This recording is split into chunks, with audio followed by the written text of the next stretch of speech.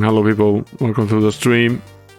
The game at least survived and the save survived, and I managed to delete all of the bogus saves that we made last time around.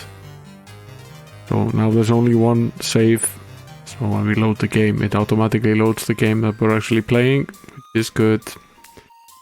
Going to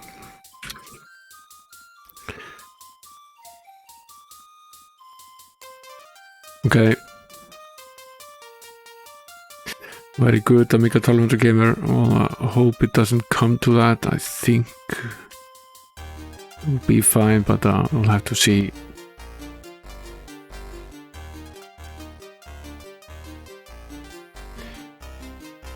Okay. Switch over here.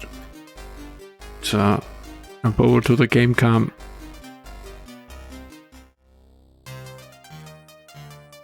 No point in waiting here. I had the game waiting here on the information screen.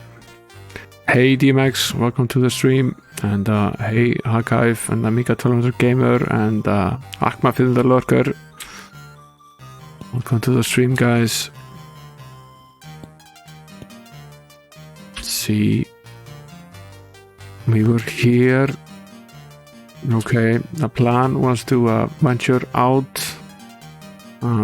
Our little friend here, Maximus, is drunk after last night's or last week's stream. We ended the stream by going to the tavern and perhaps having a little bit too much to drink. But that's fine. Let's take him out anyway.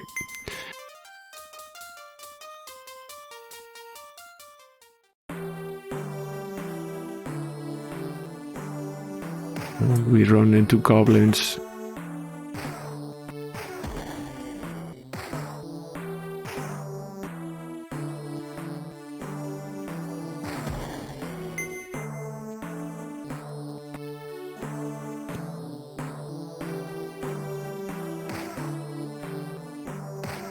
Goblins on both sides here.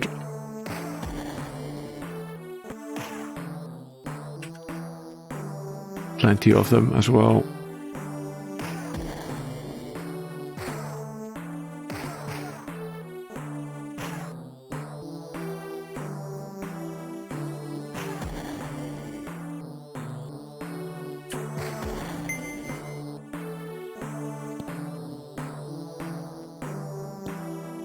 We're still in danger, according to the danger sensor here. But I suppose we could try camping here. No, we can't. Plenty of more goblins.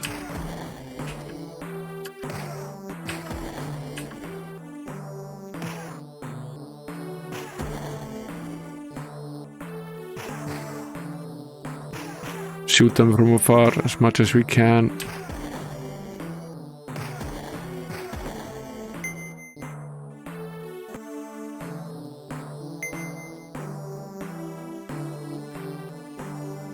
Okay, we managed to rest. Let's wisely save the game here.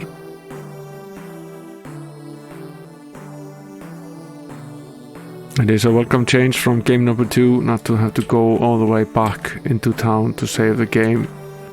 There lies Fountainhead. Thanks for the follow, Dane Archer. Welcome to the stream.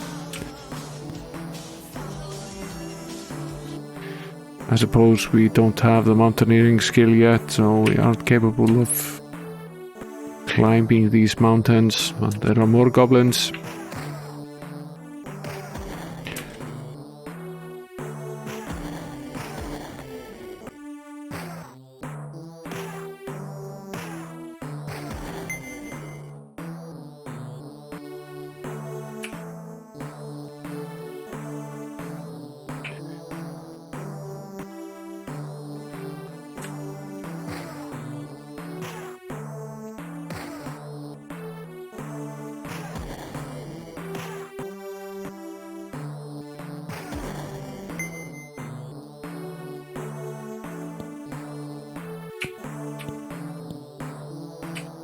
creeping up here behind the town.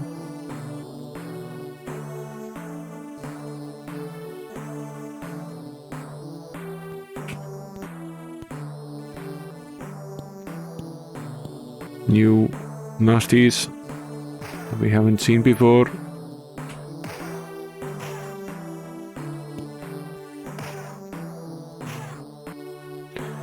These are orcs.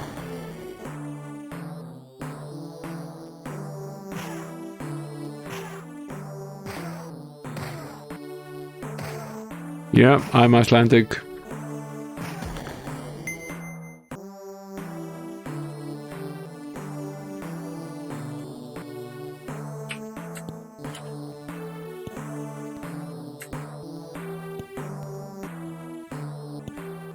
Not a lot of countries on GMT.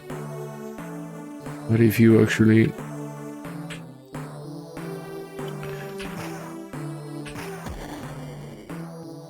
There are plenty of these enemies here, but they're not particularly difficult.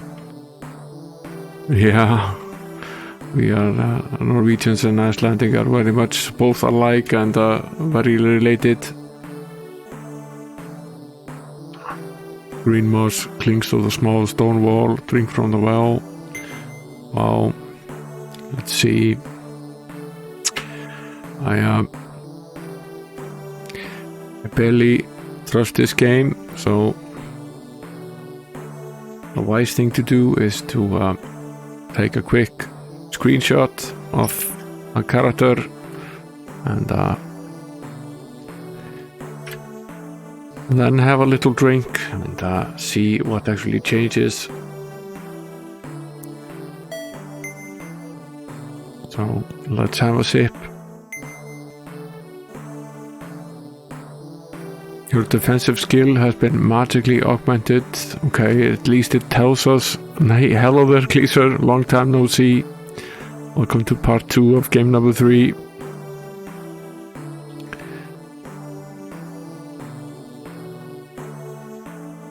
Now let's see here.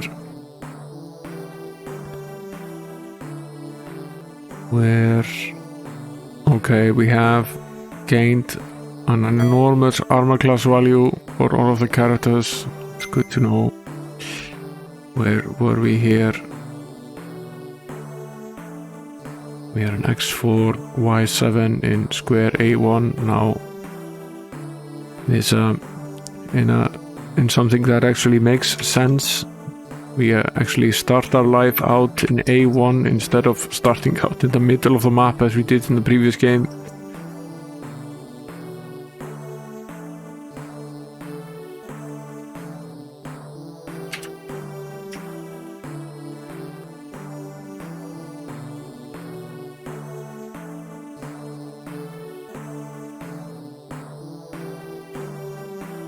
We can easily fix that, guys. It's not like we actually have to.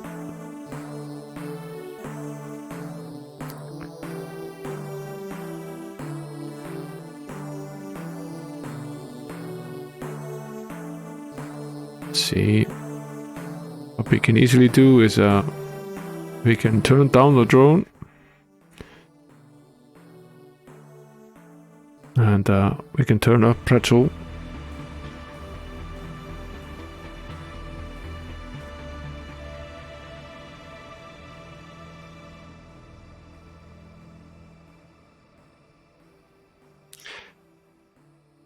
That's what Pretzel is for.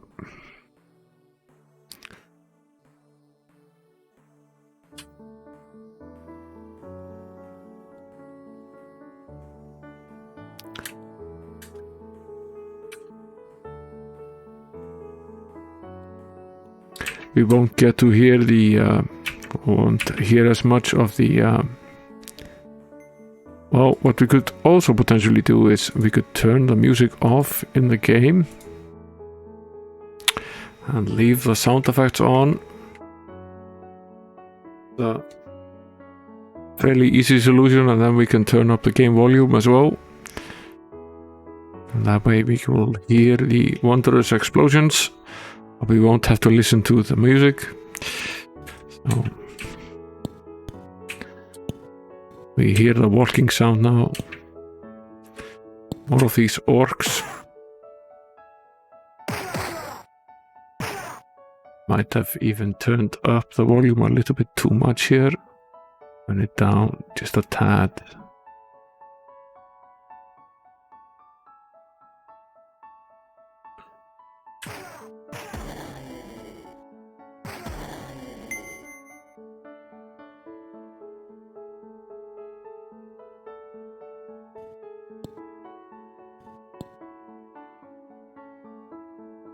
Now we can't swim, so we'll leave the ocean exploration for a later date. Plenty of these orcs though.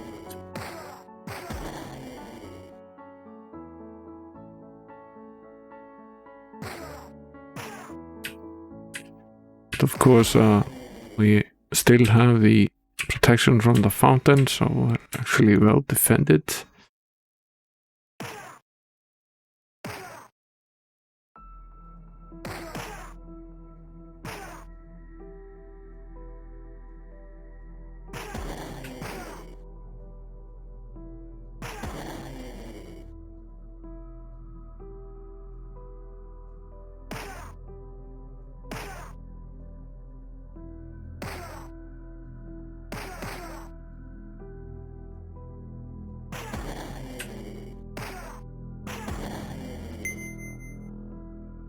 Okay. I see another orc there.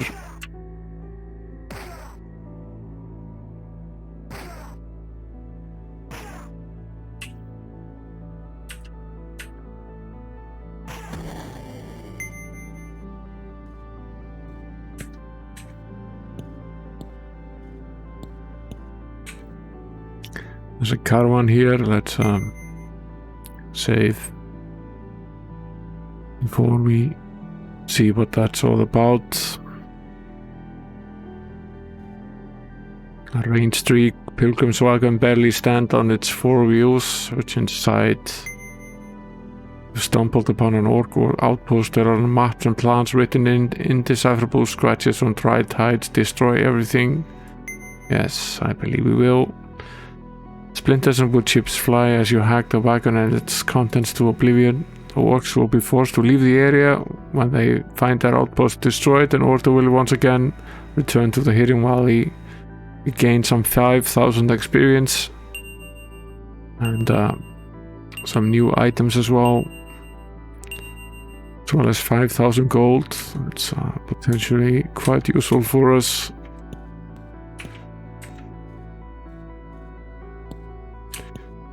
Finish exploring. This is the last bit here that we can actually explore before we head around here. Obviously we don't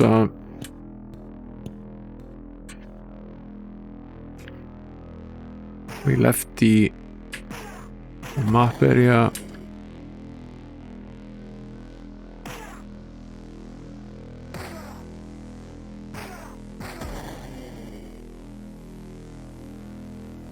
for orcs.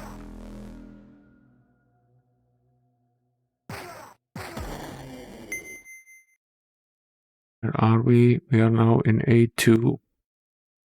Okay.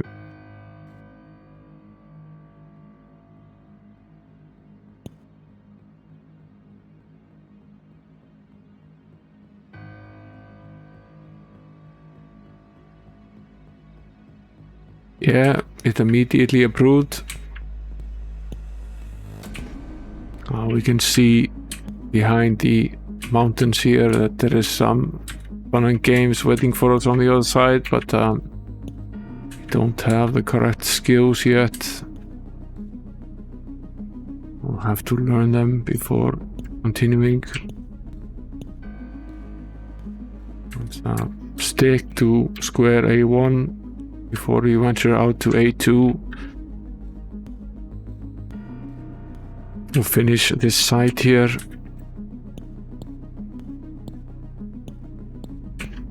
Now there's actually a remarkable difference in the friendliness of this game versus game number 2.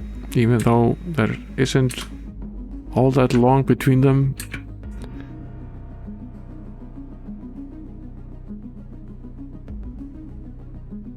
Yeah, we will venture into the mountaineering skill soon enough.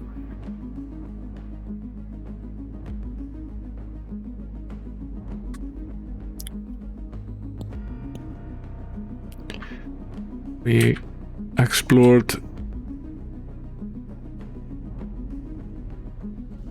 Yeah, we pretty much finished up the cavern, and when I finished up the stream, you didn't miss much or anything really.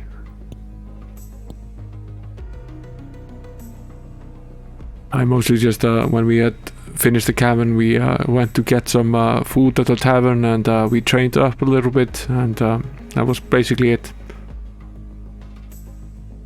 We did nothing else. A rain-streaked pilgrim's wagon barely stands on its four wheels. Search inside, yes. I am Safina, pupil of the Mystic Eye. For 10 gold, I will consult the all-seeing eye and tell of your fortune and future. Yeah, that sounds reasonable enough. Even the toughest knights of legend fell before the Dragon Lord. Much honor will be bestowed upon the hero who fells that beast. Now, these are hints that we are getting dropped here for free, so let's, or almost for free, let's write them down. I assume these are class quests for each character.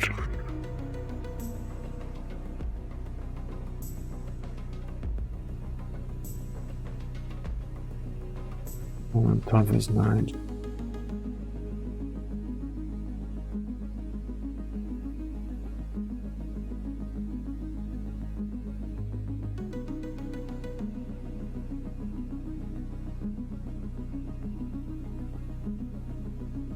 So this is potentially then the Knight's plus quest. See what she has to say about the Paladin. To aid in your journey, Sofina the Seeress grant you Wizard Eye for the remainder of the day. And I see Wizard Eye is looks pretty nice in this game. Yeah, we will play, and it will be the Paladin this time around. Get more tips. The Paladin, the Black Knight in Cursed Cold Cavern may be your toughest foe when not commanding his legion of witch servants. He hunts paladins for sports.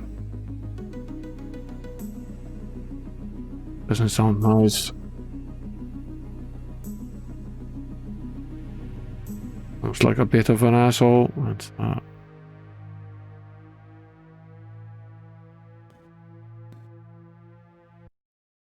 check out what she says about the archer.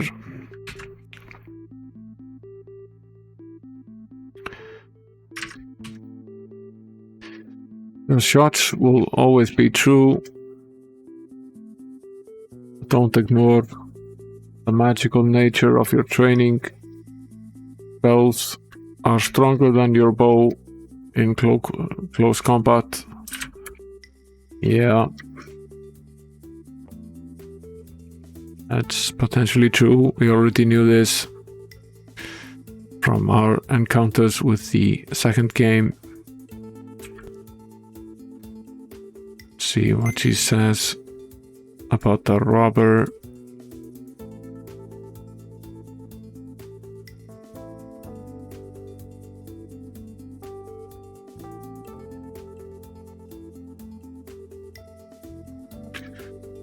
Practice makes for better lockpicking. There are plenty of locked treasures.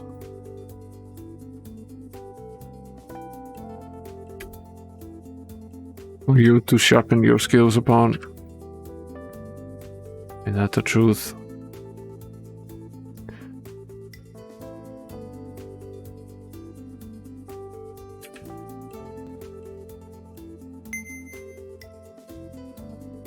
Let's see what she says about the sorcerer. Beware the fools of Mutant Mountain.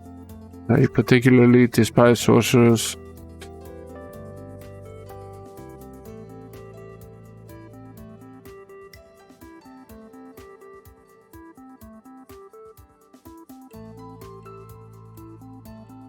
See here.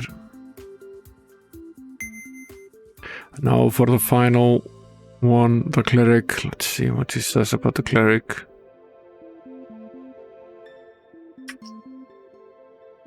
Walk carefully through the Evermoors.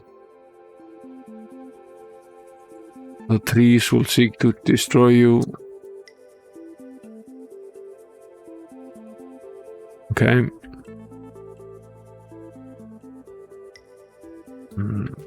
Gathered all of this now.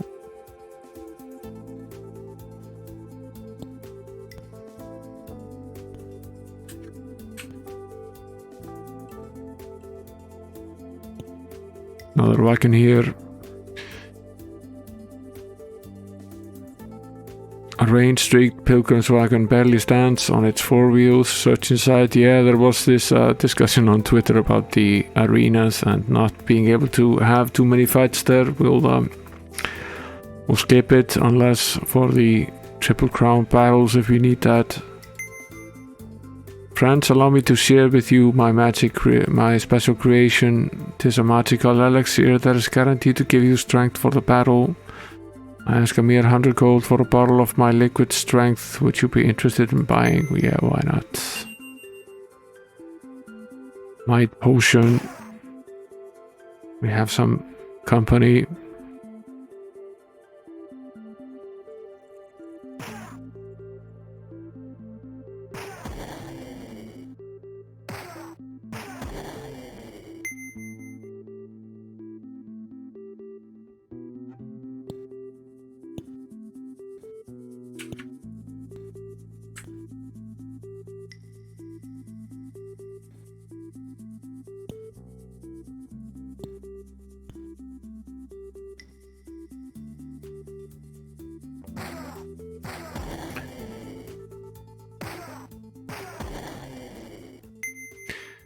The easing into this game compared to the to game number 2 is pretty great. A rain streak, Pilgrim's wagon barely stands on its four wheels. Search inside. Yeah. The floor of the wagon is littered with bones and filthy stoneware, and the benches look to be set up as a makeshift bunks. In one corner is a set of dented goblins' armour. Set the wagon aflame. Let's. Ashes and glowing embers rise into the air, floating on the waves of heat radiating from the burning wagon. We get 2500 experience. And we find some items as well. We'll head into town soon. Now we don't have the forestry or pathfinder skill, so we can't map out the forest parts. There is a place here. Horrid carvings in the wooden floor mark the entrance to a dark temple. Not just yet. We'll leave that for a little bit. Take care of these orcs here.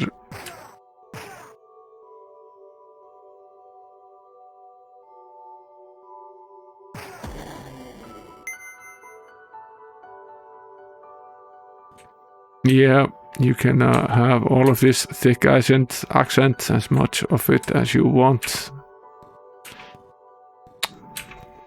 Plenty to go around.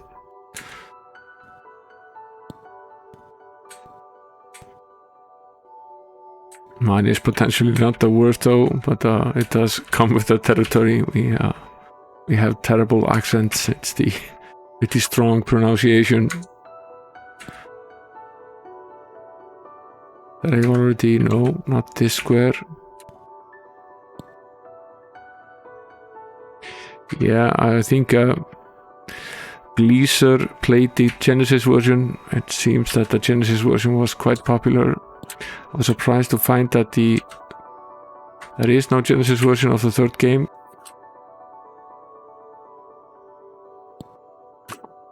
Well, there is a Japanese version, but There is a beta of what probably would have been the English version, but it's very weird. We tried it out. It's first of all, the interface is pink, which is weird enough, and it also has pretty much, I would say, an unfinished control system. Fairly sure they hadn't finished working on it. It seems quite limited. Now we've examined what we can here of this first map. Let's head back into town. We've gained some experience, found some items as well. You will start by visiting the training grounds. We need a little sleep anyway. I assume they're open now. Yes, they are.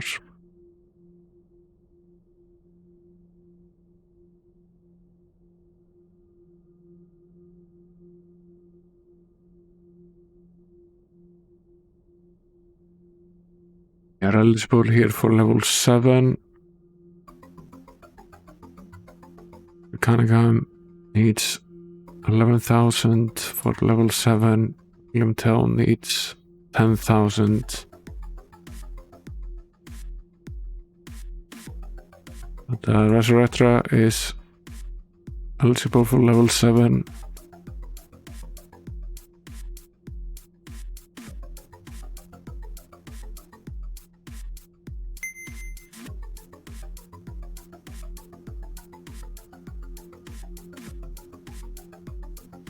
Let's see, he's still level 6.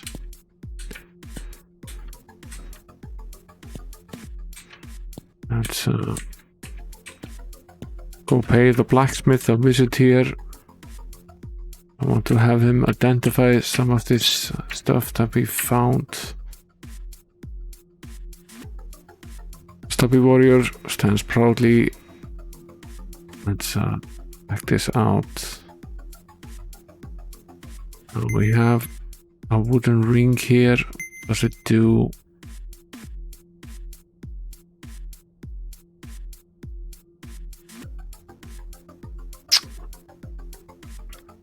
It does nothing, and what's more, it gives us a minus on the armor class.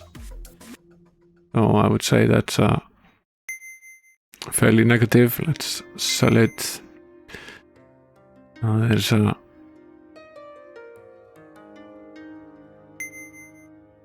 There's a flamberge here, very expensive to identify.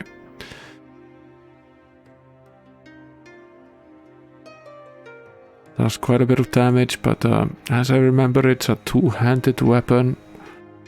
So we would have to get rid of the shield, which at our current armor class is probably a bad idea.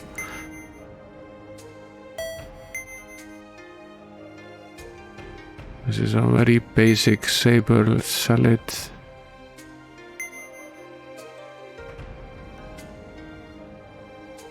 Incandescent shield of arrows. Let's identify that. Gives us a +4 armor class bonus and a +7 resistance to elemental energy. I assume that's more than the current shield does. Yeah, so we'll equip this and sell the shield.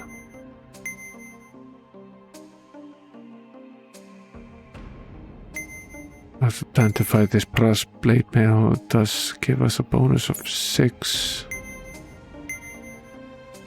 This is a 4. We'll sell this scale armor here. Then of course we have the might potion that we purchased. Then we have something called the accurate mace of ropes. Let's see what that does. Gives us +5 accuracy. And also has the ability to give us the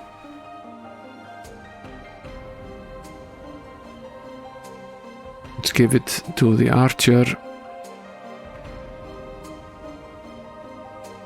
No wooden boots, I assume they're worse than the leather ones. There's a brass belt, which I assume is better than the non-belt we're actually wearing. And then we have something called the lapis belt. Let's see what it does. Gives us a +2, whereas this one does what? Gives us a minus. Okay, we'll sell this one. Okay, fine. See what we have here. We have a brass ring. Gives us a minus, we'll sell that as well. Okay. Going through the inventory here.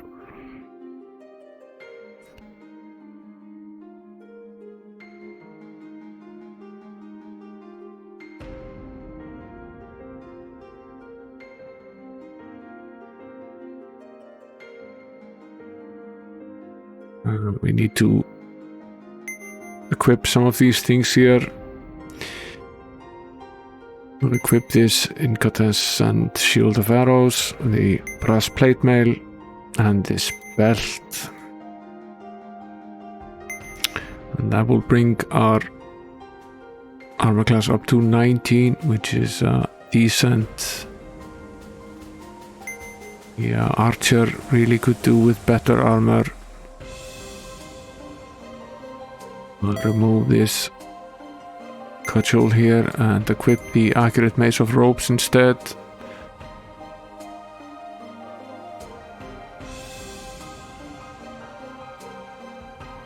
So give this great axe here to the paladin.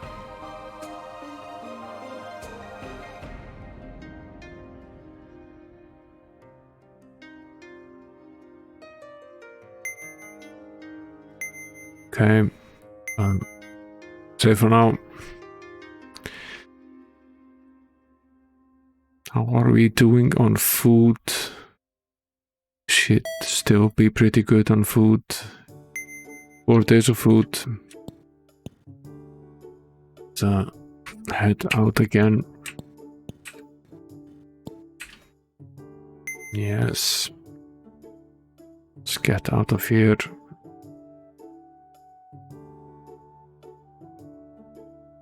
And let's go pay this temple there a visit. It's the only real location as such on this map. Yes. The Ancient Temple of Moo.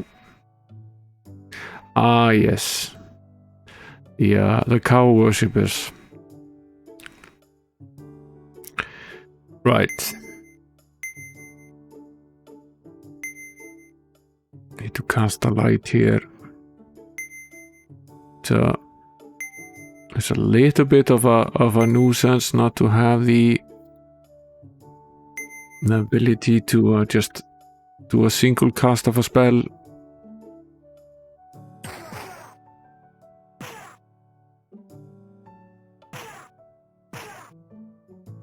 Oh, do we have some sort of turn on that spell?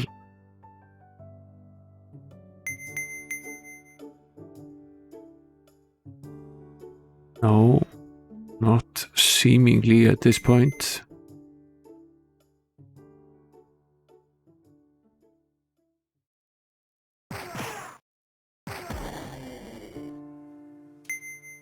Does the sorcerer have a turn on that spell?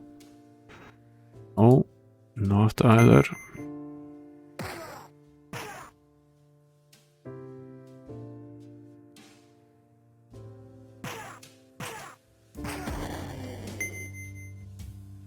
Skeletons go down anyway. Leave this Temple of Undead Warriors. No. Just wanted to map the square.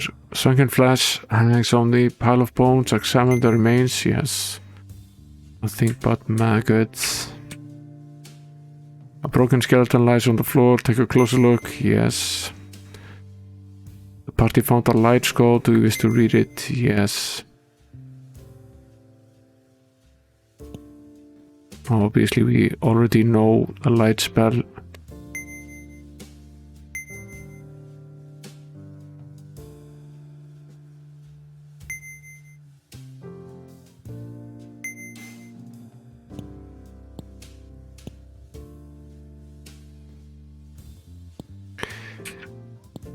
Yeah. Ouch, we stepped into a pit here in the middle of the floor. Gleaser had a lot of these moments in game number 2. He played all of it, and he was remembering bits of it as we played through it. All 30 parts of that stream, which seemed to last forever. Nothing but maggots in this pile of bones here. We find another of these sacred silver skulls. They give us both experience and gold, so that's good. Pass through this door. That's a zombie if I've ever seen one.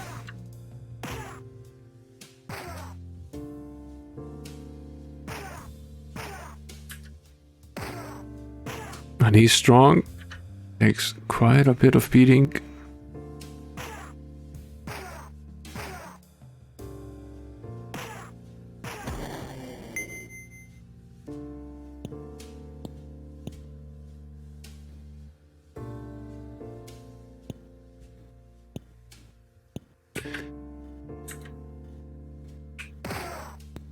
These pits are a real pain in the ass. A little sleep here. Great treasure is hidden within these walls. Set the message on the wall. I might set up the archer to cast a light spell. Seems like an easy way to.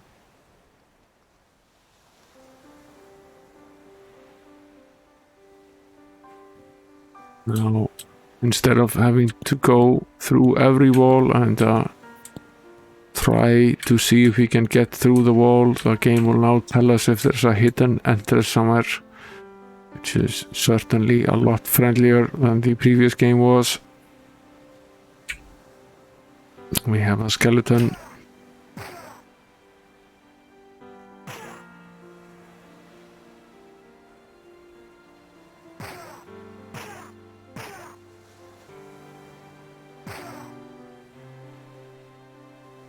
Seems that the fire arrow isn't very efficient on the skeleton.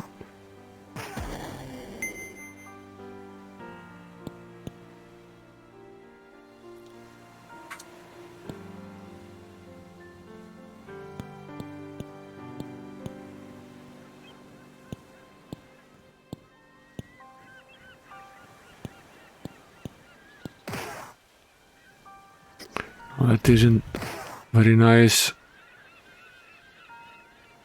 Lots of skeletons.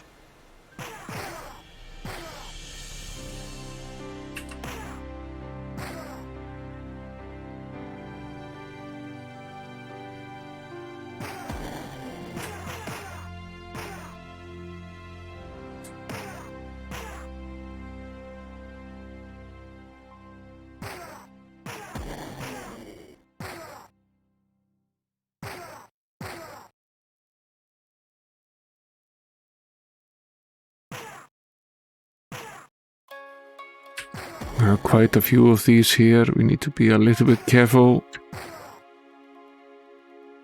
Although we did manage to level up quite a bit on our stream. Surprisingly much, actually. Cleric is down.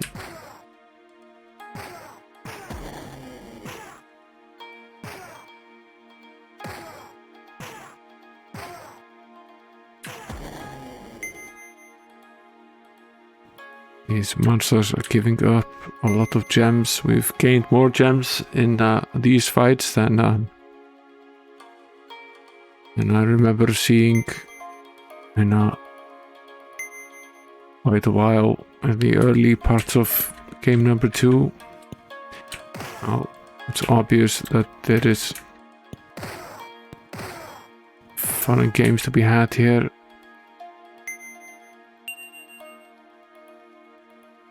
Sacred Silver Skull. Let's rest here.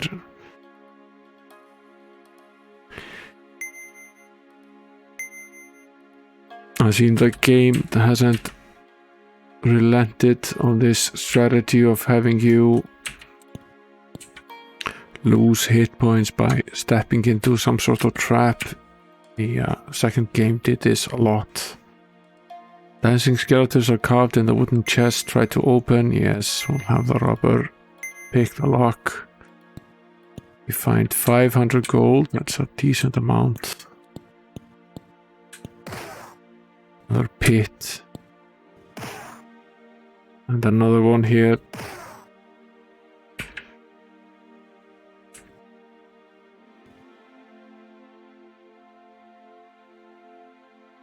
Grind and looting, yeah, that sounds about right. A lot of grind and looting in this game. There are some friendlies on the other side. Let's recuperate our hit points before going into battle. And unlike game number 2, we can actually just save here like nothing else is.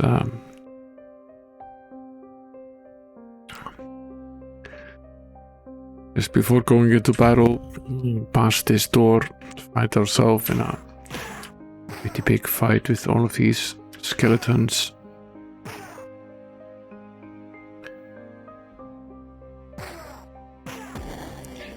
They seem to focus a bit on hitting the cleric.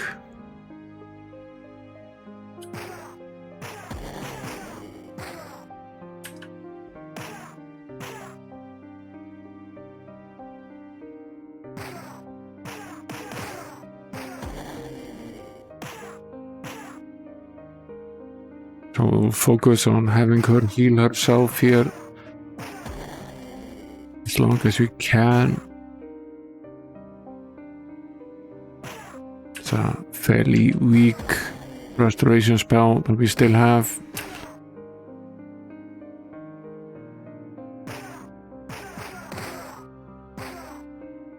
She eventually goes unconscious. We still have quite a few of them.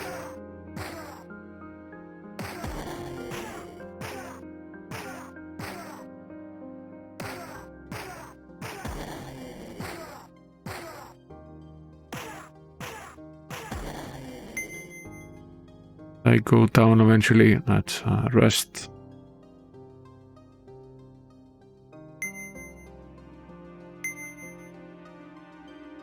Recast the light and move downward here.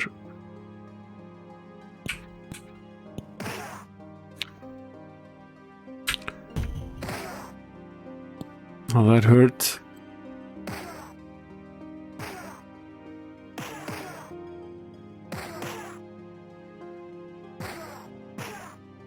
These zombies are quite a bit more difficult.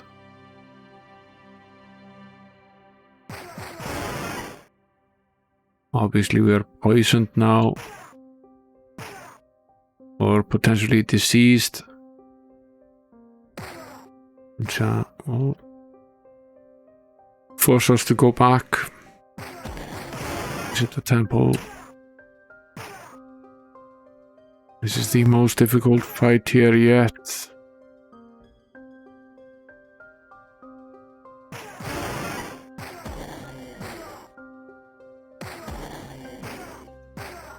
First zombie finally goes down. Let's focus on him first. He's a bit of a nuisance.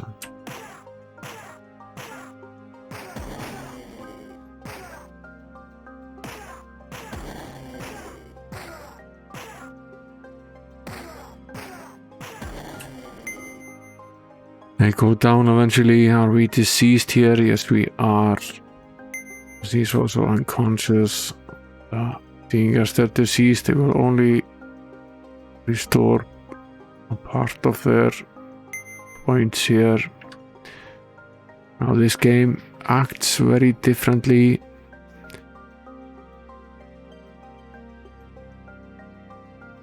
Yeah, the disease condition basically affects endurance as you would expect, but it also affects the prime ability of each class. So for the sorcerer it affects the intelligence, but for the cleric it affects the personality. Plenty more of these nasties are here in front of us now.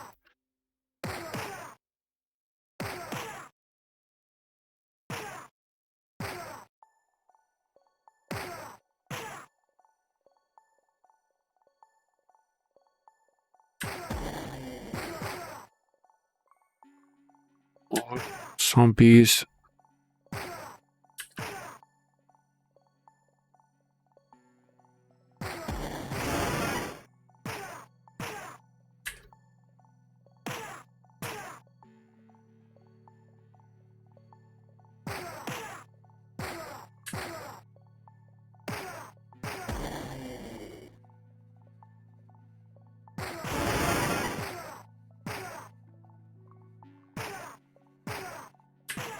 This does look a little bit like some sort of battle before finding something worthwhile.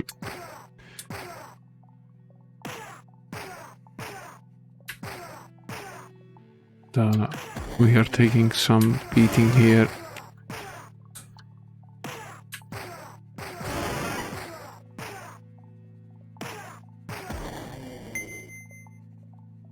Find some gems. There are limits as to how many more times you can rest here. They will slowly become worse. She now has an endurance of 2. It's pretty shitty. She has 7 hit points. He won't survive another rest. See what's in here.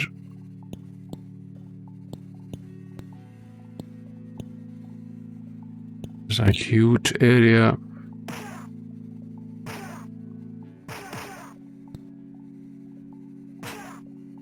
There are still more of these zombies. Plenty of them.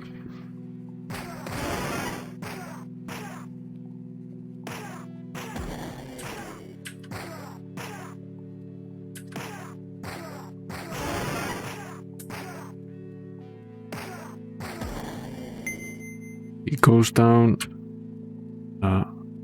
Potentially there are quite a few of them left here.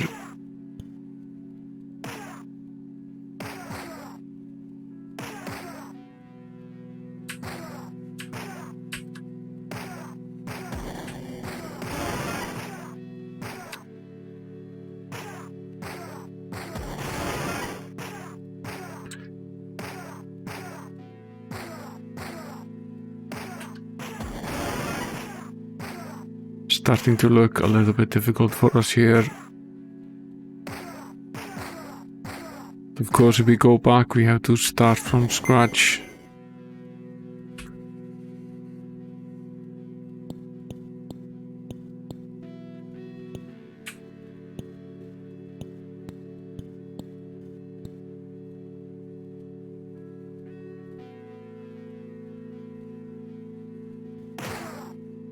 And those pits won't help us at all.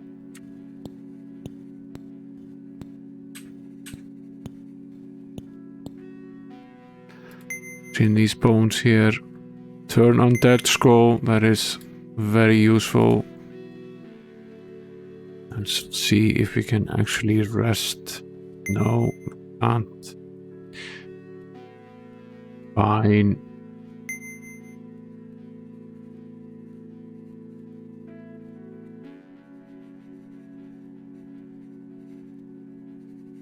This is a crappy situation here. We have this spell, but we really can't learn it. I suppose we will be forced to go back.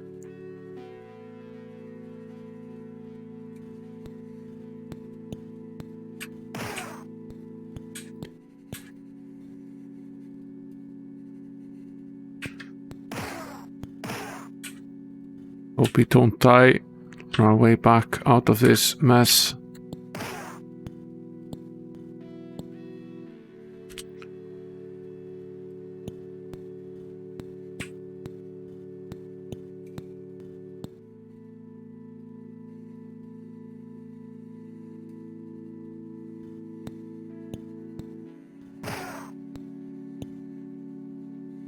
We're barely alive.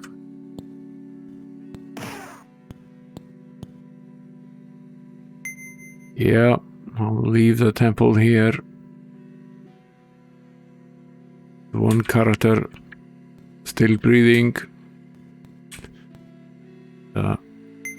Head to Fountainhead and visit the temple. Try to get ourselves patched up here. It's not a coincidence that you can go directly from the battle and run directly into the temple. Gonna need to use it more than once.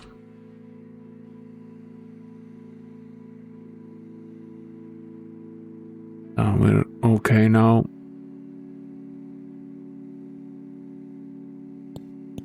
Head back there. Might save when we get back in there again. We have to have these fights again. Stuff to be had in that room. The major problem really is we could easily fight them from afar, but there is the issue of these pits. We can't just endlessly run back. Which would make fighting them from range quite a bit easier. Again, this game is never easy. It's not really its thing. In some cases, the game seems to remember if you've killed a monster, it doesn't always respawn everything everywhere. Perhaps that is the case here as well.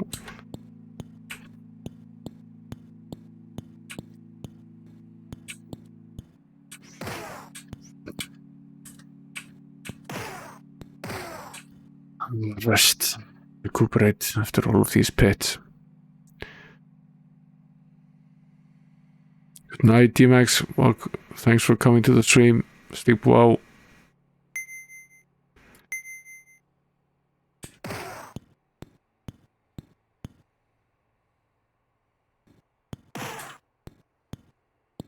Yeah. The monsters do not respawn here. Much to our agreement. Yeah, we'll have the cleric learn the turn undead spell. That is highly useful right now.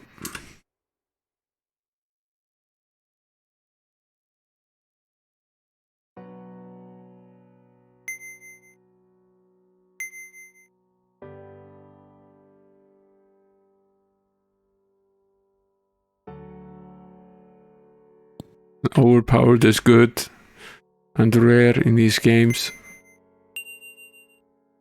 When we've finished up the third game, we will have a try with 4 and 5 together. Ancient ruins of the Moo cult decorate the lid of the chest. Yes, we will open the chest. We managed to pick the lock. We find some stuff. Have it identified when we get back to town. This is a familiar looking, if more colorful little torch here. Looks very much like the Might and Magic 2 torch. Yes, we will open the chest. A lot of gold. 3,000 gold.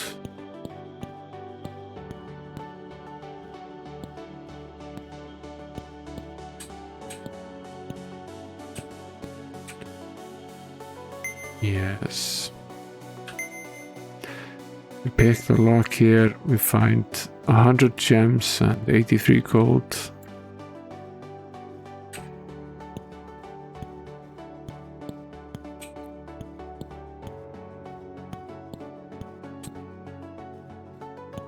We'll avoid the pit on the way out.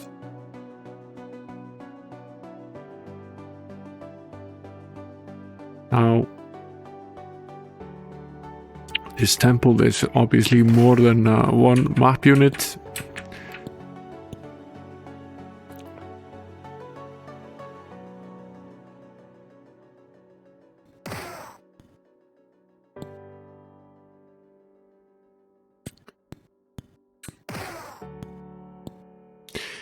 to rest here.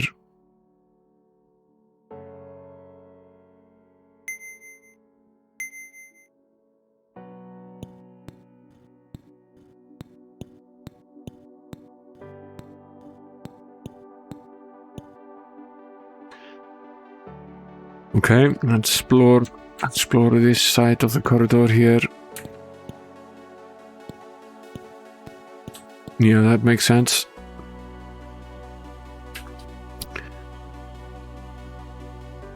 This is an utterly fantastic temple.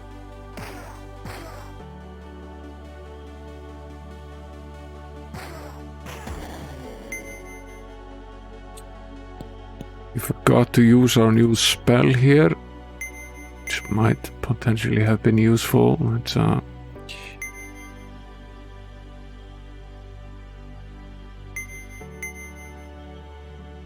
Turn Undead actually costs 5 spell points and 2 gems. It's actually a decent amount to cast a simple spell.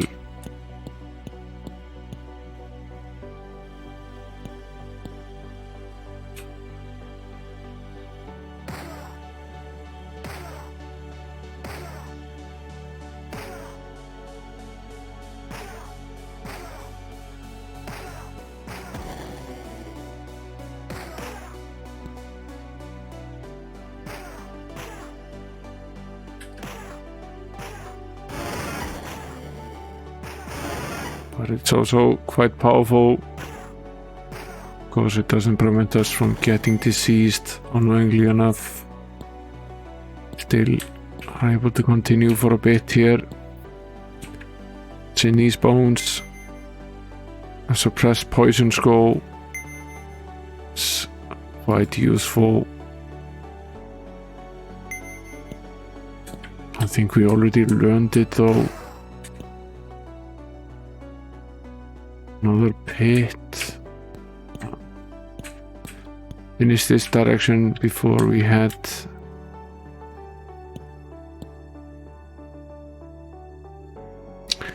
A hint here that we will write down: search the walls of the Cathedral of Courage for the secret code.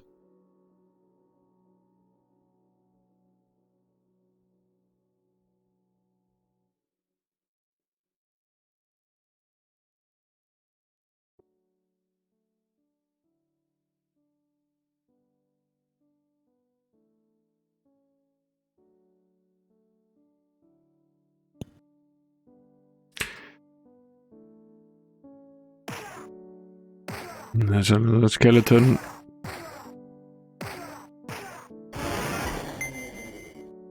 Down he goes. At least the skeletons do give us some gems.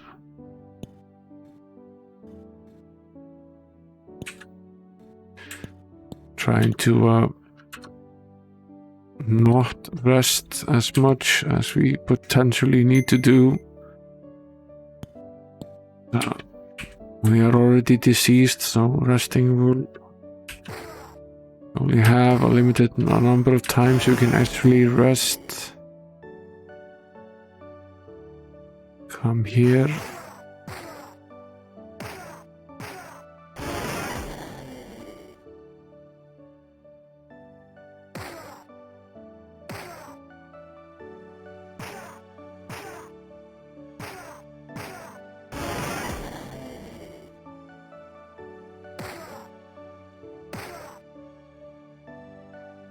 No, you need robot hooks to climb down the pits. I already have a spell to create them.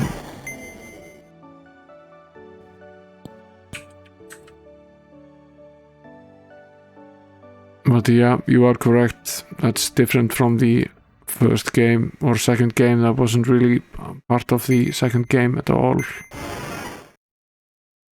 That was not what I was going to do. That was an accident.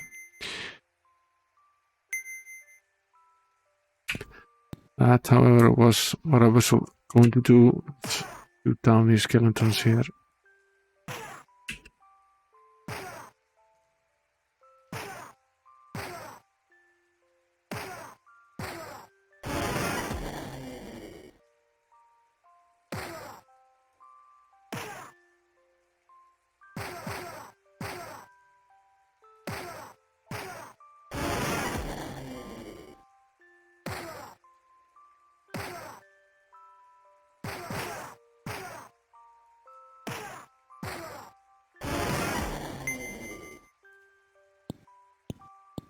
Okay.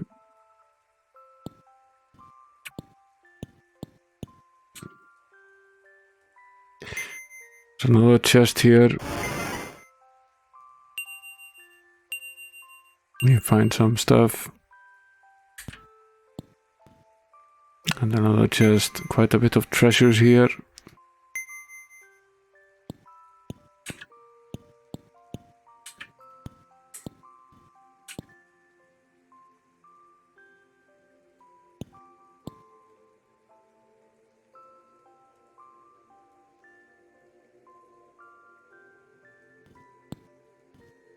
Yeah, it does seem a little weird that the skeletons would worship cows. Necessarily make a lot of sense. We learned a pain spell. This is potentially useful. The early combat spells for the cleric. This looks very much like the end of this here. Okay. Done this little room. Finished it up. Let's head back. We left another room on the other side. Eventually we should go back now at this stage.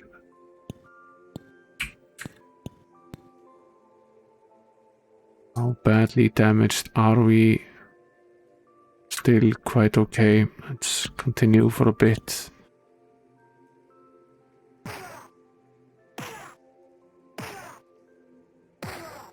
Going seems to be, at least so far, a little bit easier on this side of the aisle than it was on the other one.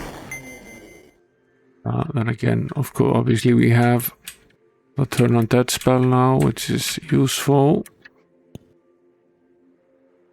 We split up again here.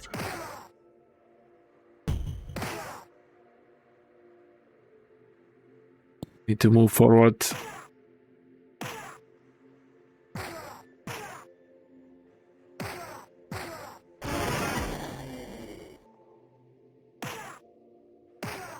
The turn on spell on dead spell is particularly useful against a zombie. He has far fewer,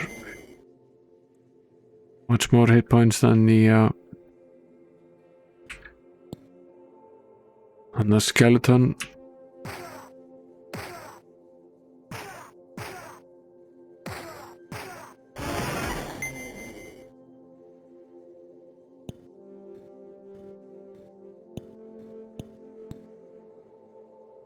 Another one here.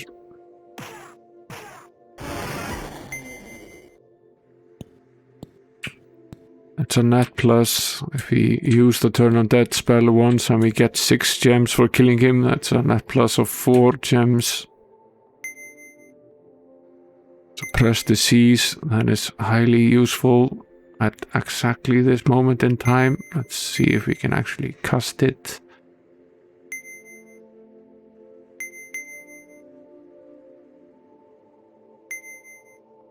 On ourselves here.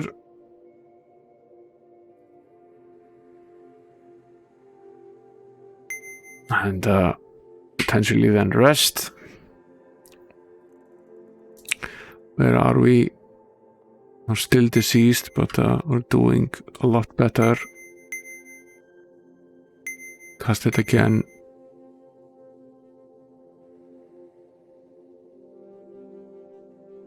Yeah, this is okay for now.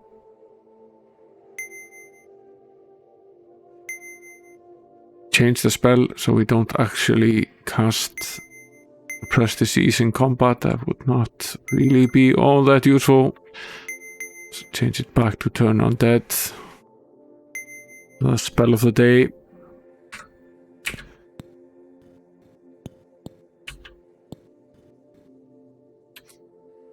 Done with this little room here. Still have to go through this pit.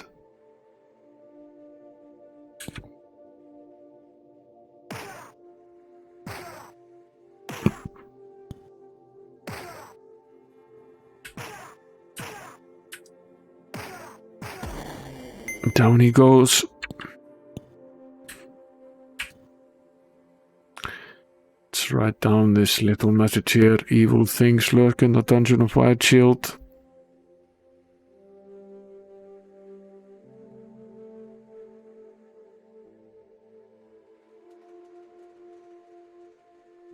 The castles in the second game were a real menace.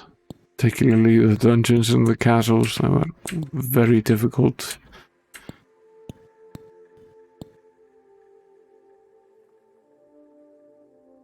Let's see here.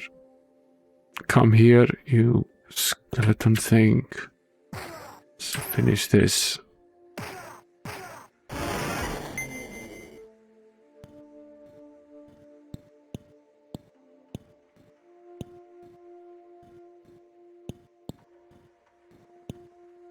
When we get back to town, it's probably a good idea to visit the bank. Ouch. Quite a few of these pits here.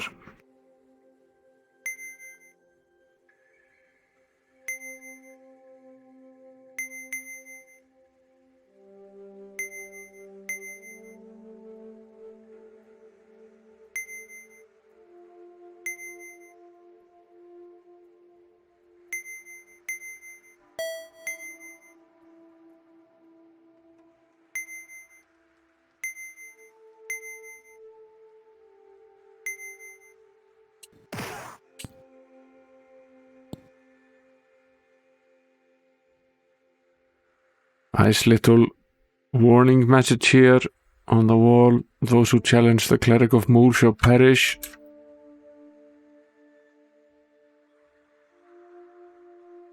I'll see about that. We aren't dead yet. How much damage have we taken? Quite a bit.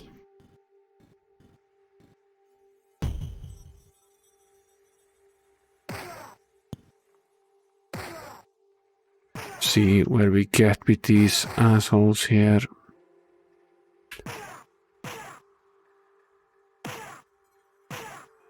Did I remember to change the spell? Yes, I did. Potentially useful. Take down the zombie here first.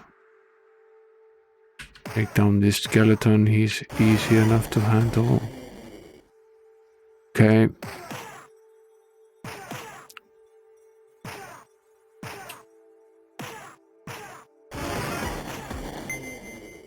Down they go. I assume there are more of them, and yes, there are.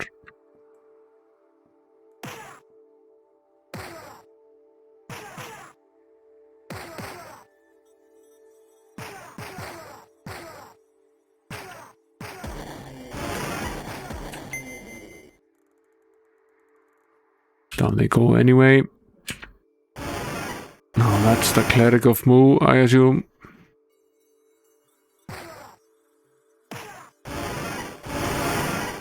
He's doing a lot of damage to us. It's probably not wise to be so far away from him. He's definitely going to kill us here. We need a better tactic to fight him. Have to do this part over. Probably should have saved before we went in there. Easy to be wise after the fact.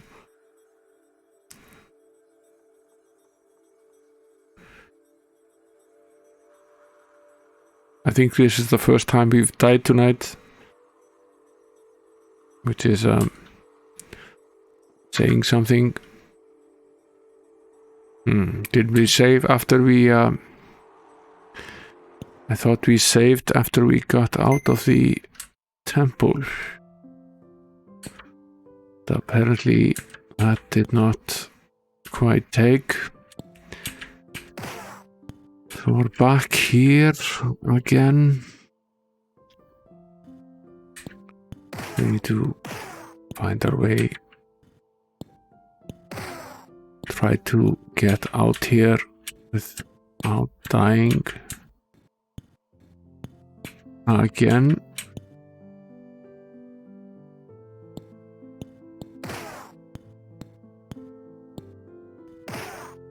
Last time we did that, there was only one surviving member, and it's the same now. Bovine intervention, yes, perhaps.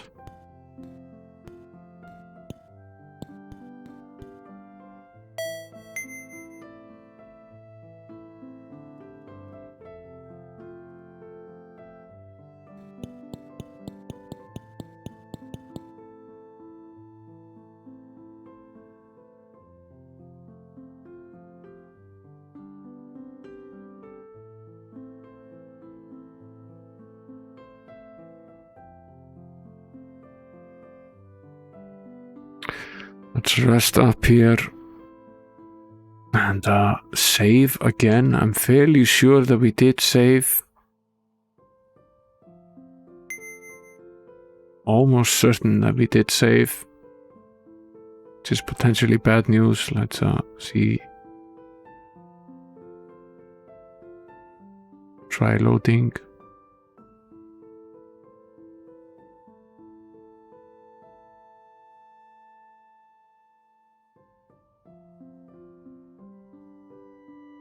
No, this time the save took. That's fine. I was afraid that the save game file had perhaps become corrupted, which would be quite bad. Let's head back and redo what we had already done there.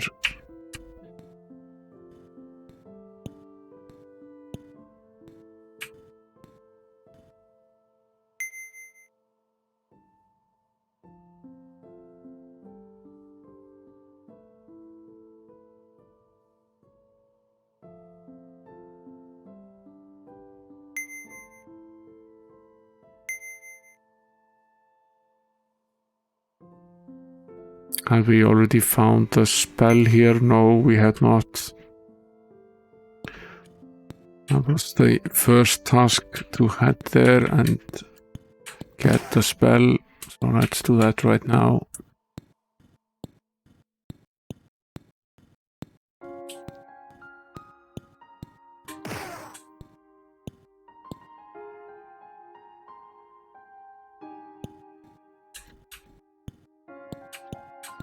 Avoid this pit at the end there.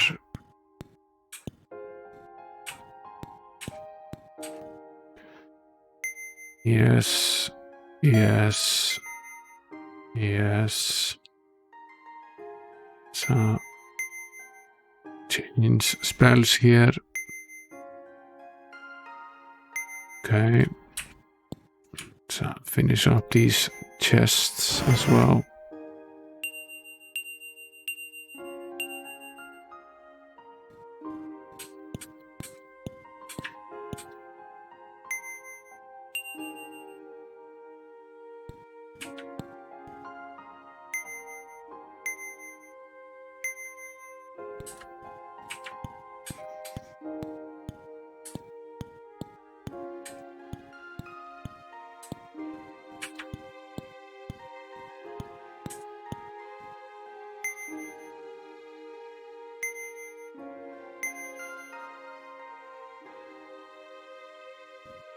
We left a little bit here on the side. Let's forgot to go here, I think. Yeah, we did.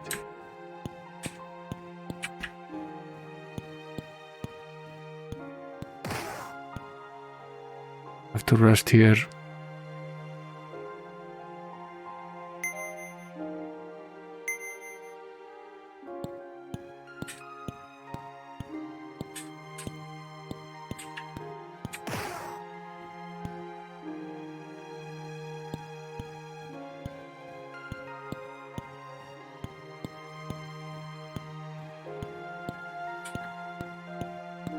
Go down here again. There's the skeleton.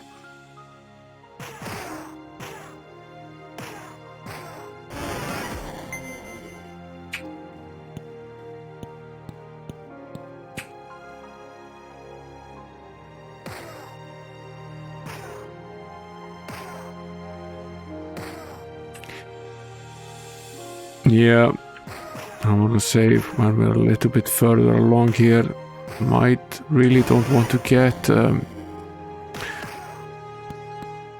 much. Prefer to avoid getting diseased here. Would actually be very nice. I don't think we managed that now. I think she is diseased. Seems very likely that she is in any case. Yeah, she is. We'll save anyway. We'll find the spell here in a little bit.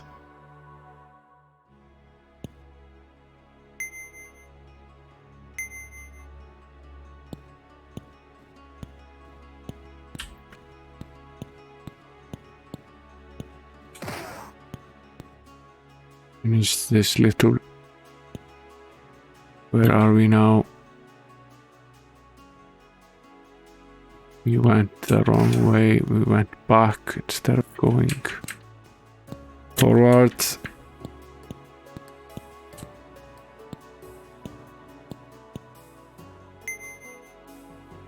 Suppress poison. We already know that spell, I believe, but just in case, we'll learn it anyway. These pits really are the pits. Of course, what we would like is the cure disease spell. Suppress disease we'll have to do for now. Beats not having anything at all.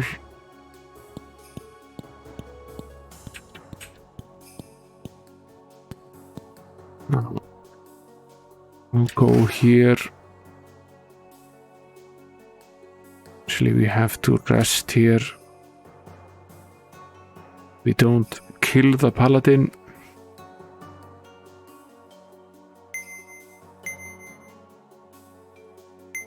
Still don't have the spell, so...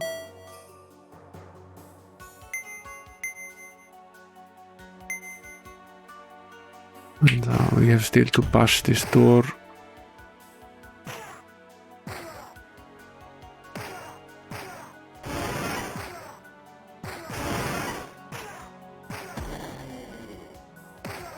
These zombies really are quite difficult.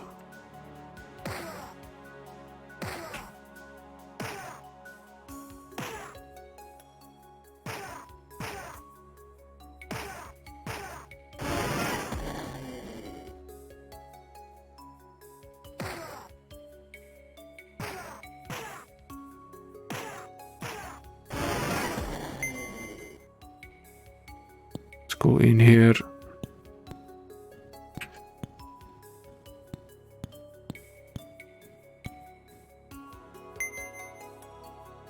Yeah, here's the spell.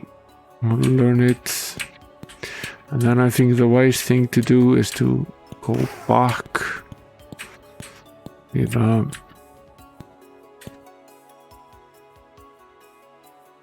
a little bit here.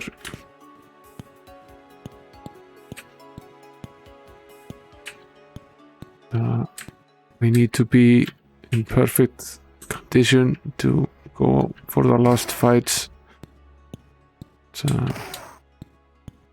Head back to town.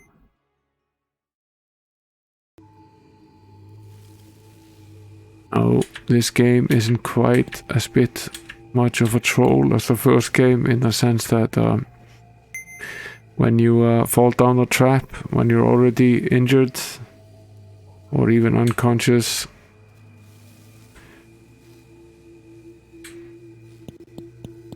you don't die. In the second game, that definitely would have been a thing. We'll just restore our condition here. We won't rest to recuperate the rest. I'm fine now.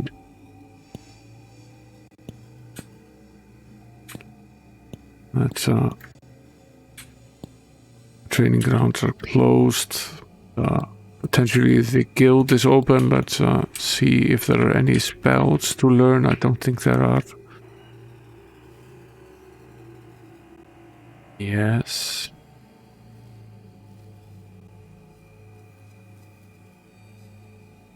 Potentially he is not a member. He really should be learned all they can teach. Okay. We really should make the archer a member of the guild. Let's do that right now.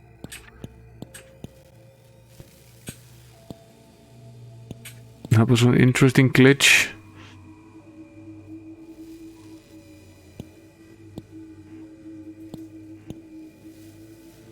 Went all over the place here.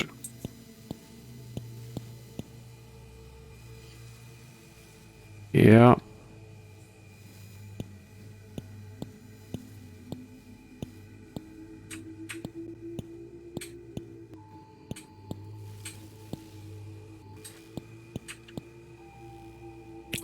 The guild is closed now, but that means that the training grounds are potentially open. Weird glitch there again. Now, I was hoping that perhaps we are very close. Very close indeed. Not quite there. Only able to level up the robber. Let's save here. The game seems to be in a weird state.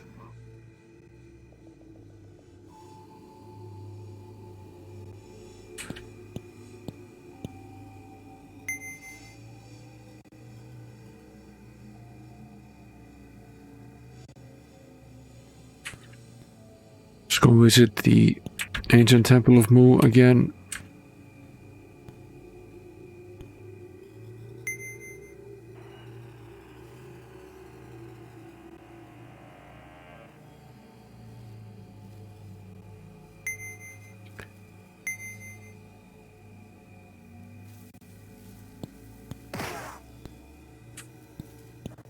I suppose we could avoid that, but this one we can't avoid anyway, so we'd always need to rest.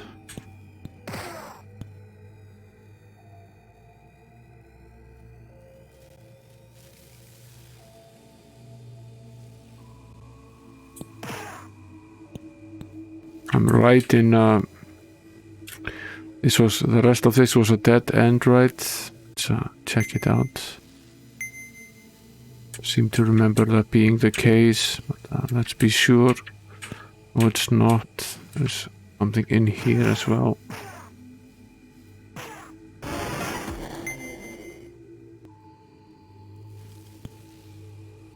Yeah, this is the path we went before.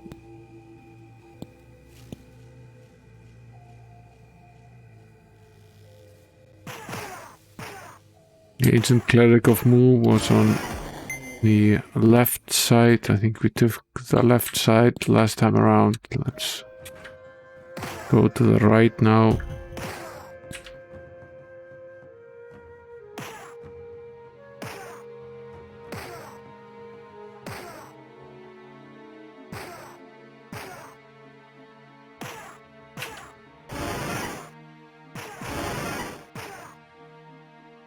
Always they manage to seize the cleric every time.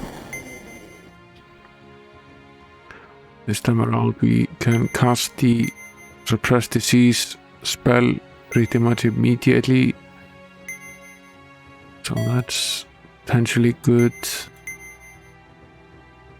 But we won't fight the clerics without being 100%. Let's see what else is in here. Another skeleton.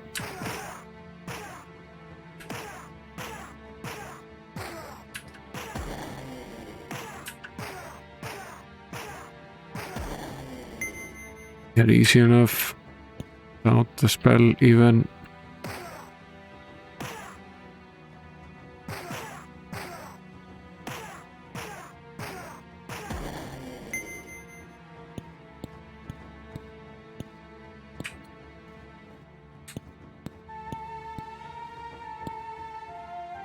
What's in this pile of bones here? Nothing but maggots. rest here. Cast a suppress disease spell again. Party is starving. Was that the message? Yeah, okay, that's not good at all. We're out of food. Let's see. Need the light here. I think we should try to finish this part off here, or whether we should just go back right away. It's tempting to finish this bit.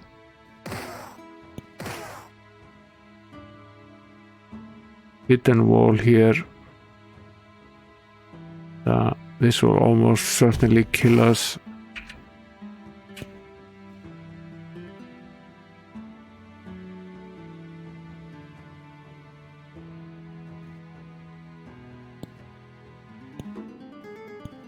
What's in here?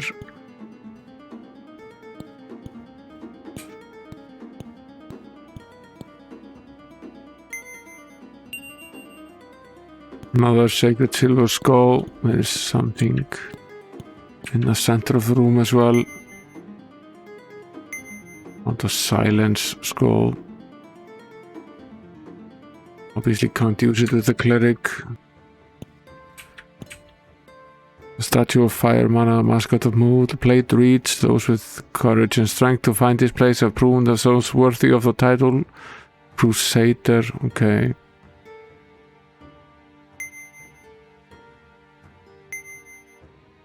Yeah, we get a free Crusader skill. It's useful.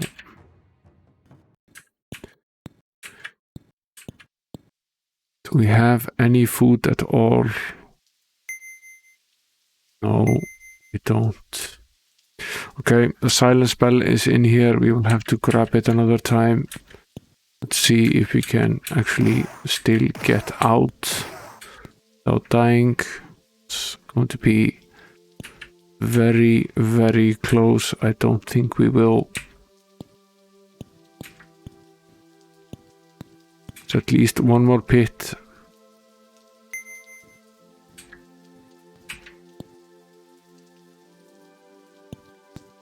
Now we have to go through to get out of this place.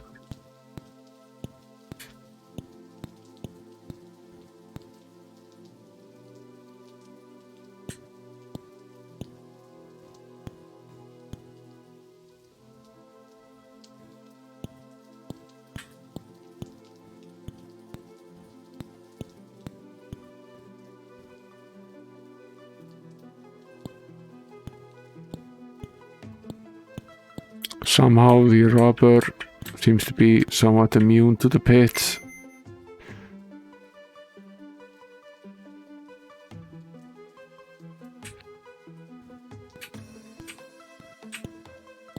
We made it out alive.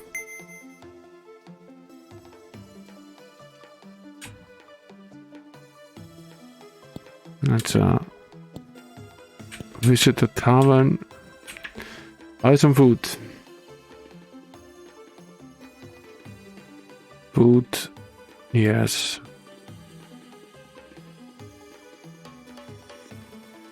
Yeah, we know this already. It won't allow us to tip or do anything. So we could buy the food. Suppose that's good. Head over to the temple. Heal up the cleric.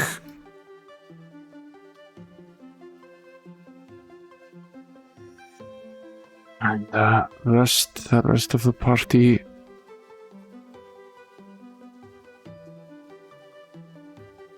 We made it.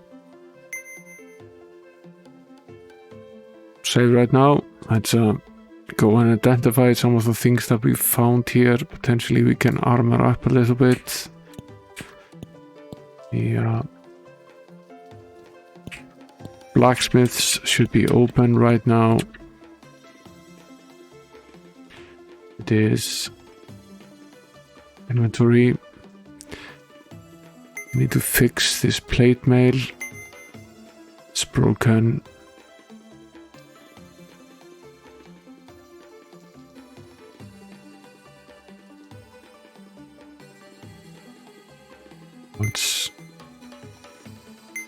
What does the glass ring do? It does absolutely nothing.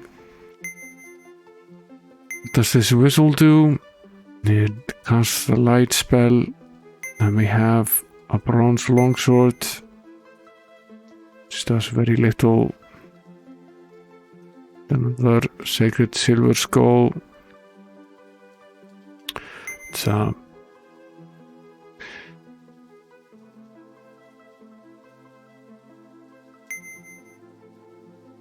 sell this tiara here, and this sword, and the whistle, and the glass ring.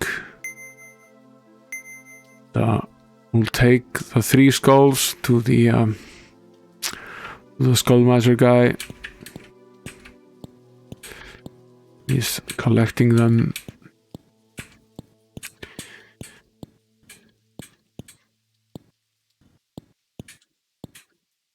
Here's the skullmaster. More lovely skulls. Maybe someday I will unlock the power of the secrets. Don't forget to use the rat's password. We get both experience and gold, so that's potentially good. Let's visit the bank here.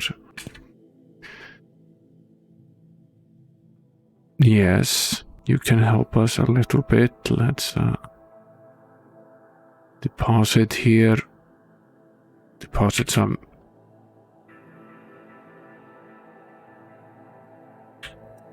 15,000 gold and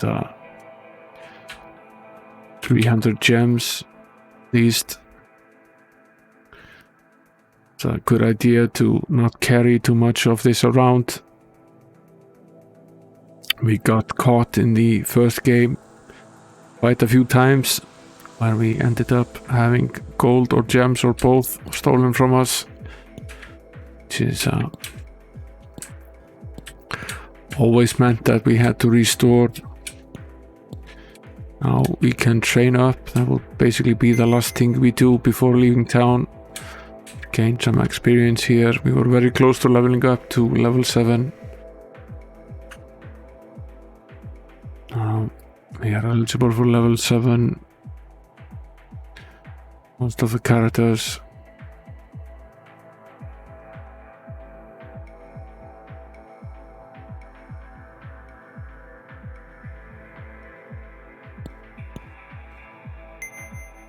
Now let's save before we head out again. Later, Gleeser. Sleep well, dude. Thanks for coming.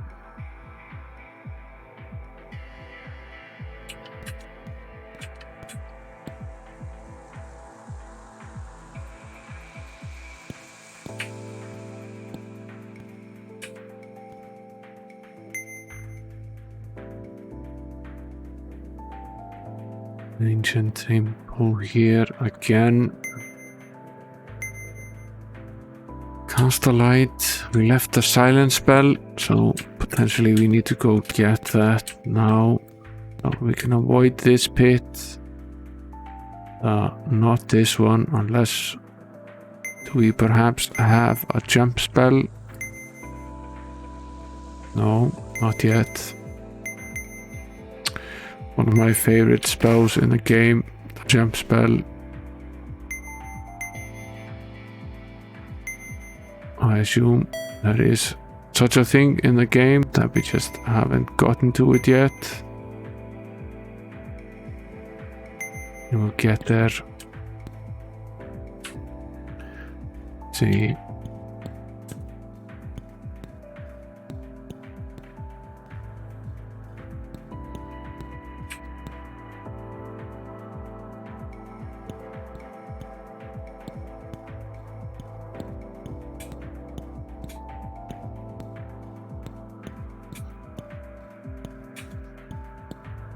We already finished up all the nasties here, so I assume this is just a matter of going through these endless pits.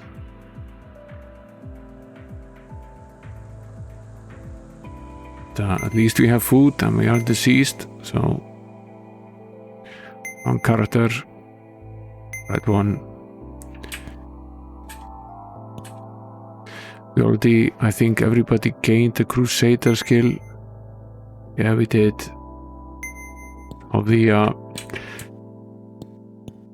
very limiting thing of only having the possibility of having 2 skills per character has been removed in this game, which is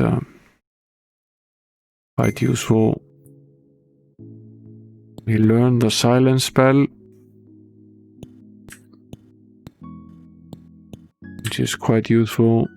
If it works against spellcasters, it will hinder their ability to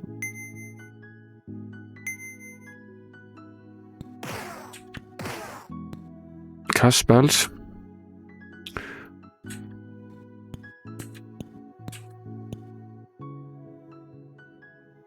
It's a spell that the druids in the game used a lot against us in game number 2. They usually weren't very dangerous when you were just facing them alone, but when they were accompanied by other monsters, it basically meant that you weren't able to use spells during the combat rounds, which made the rounds that much more difficult. Now I'm somewhat curious to finish this up here before going for the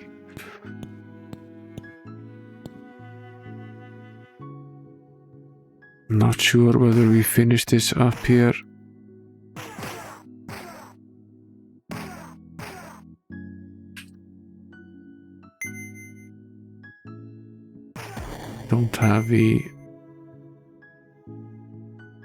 Don't think we have the correct spell here. No, we don't.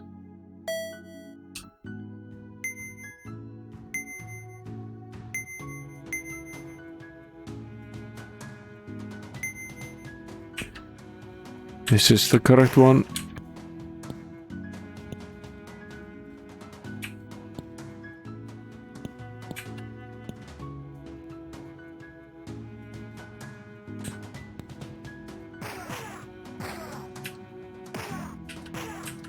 Just some couple of more skeletons here.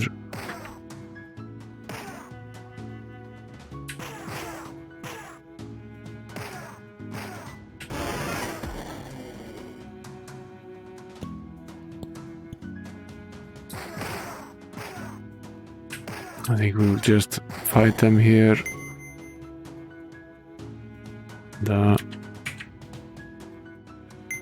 There's some stuff here, nothing but maggots.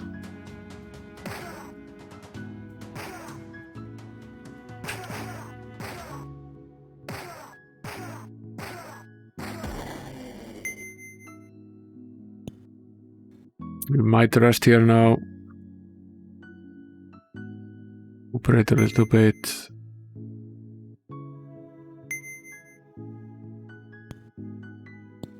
And quite a few of them left here.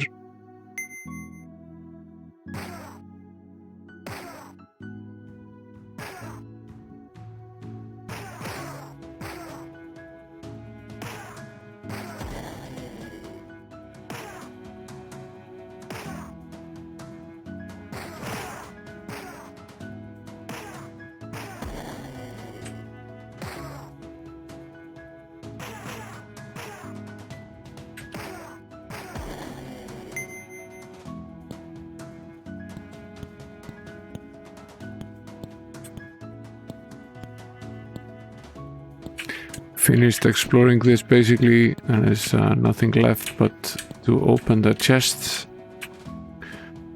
Yes, we will.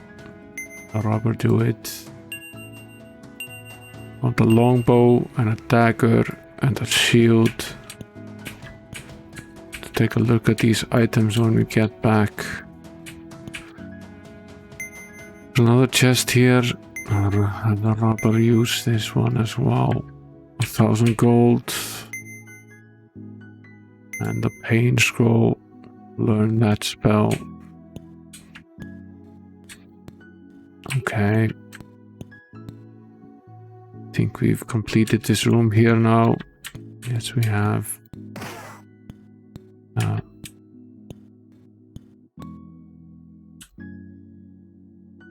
head back.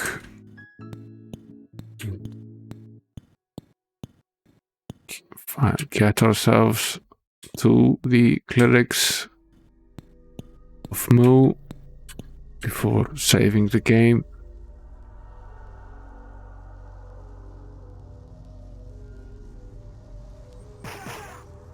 Yeah, ranged combat is fairly important in this game.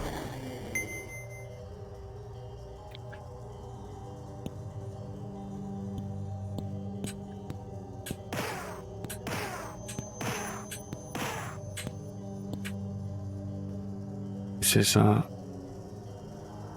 really is quite difficult here. Let's rest. Be at 100% and we'll cast the light here. Save the game.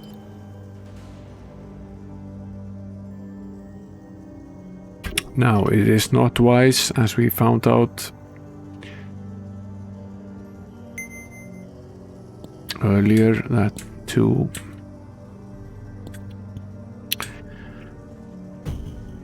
stand here was a bad idea when we did it last time, because they are able to hit us from afar, from range. So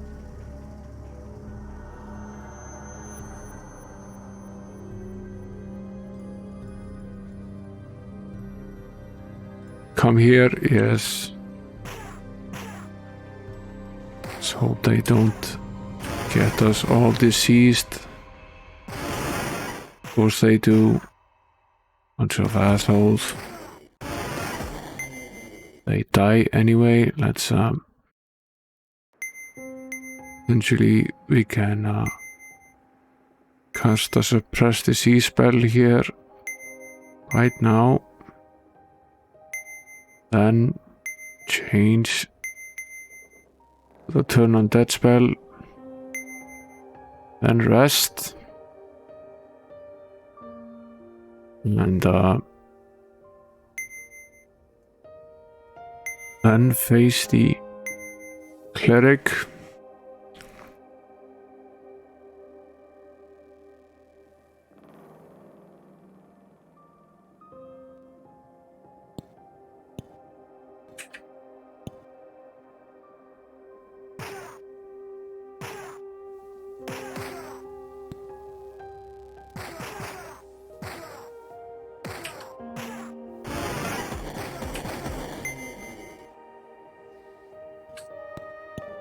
We did pretty well there.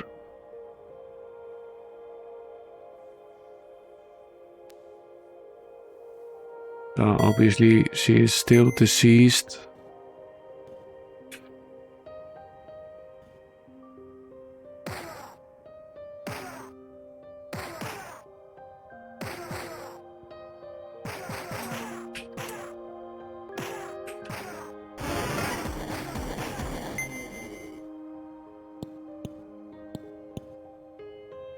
See, we can cast a suppress disease spell again here. Potentially we can then rest again. How many hit points does he have now? 42. That's still okay-ish. Now, yes, there he is. That was bad, very bad.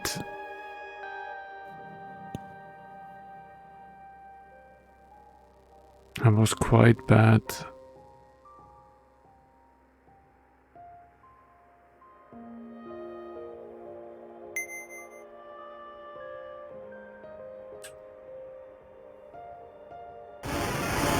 Get here, you asshole.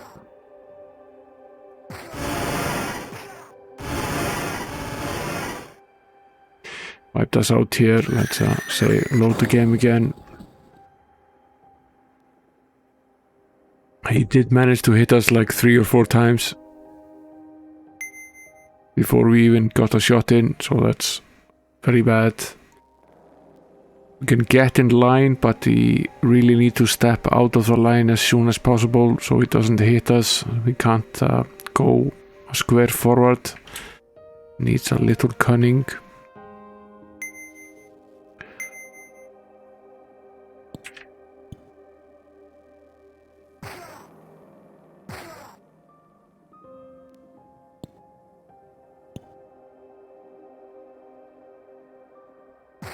Yeah, perhaps we could try the silence spell.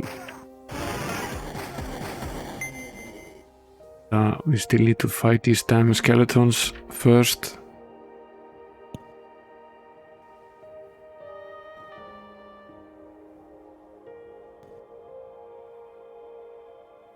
He has 22 hit points. It's potentially not good.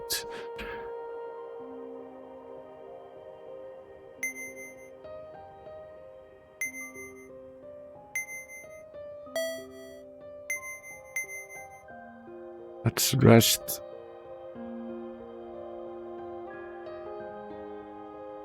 $42, okay.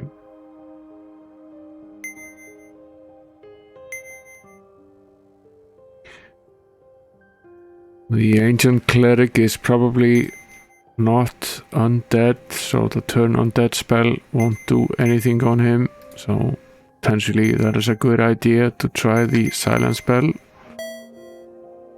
Does cost us 6 spell points, but still it's a little bit annoying that does not seem to be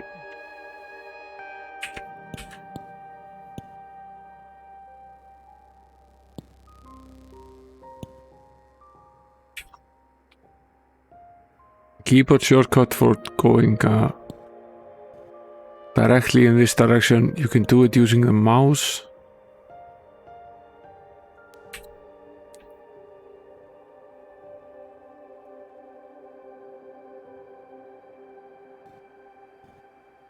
I really don't want to go forward here any more than I absolutely need to.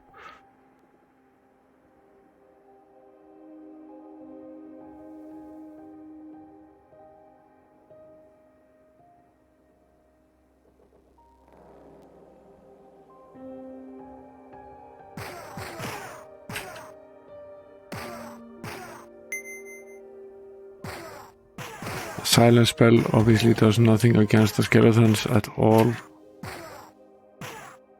Potentially we need to rest again now, which is a bit of a problem for us.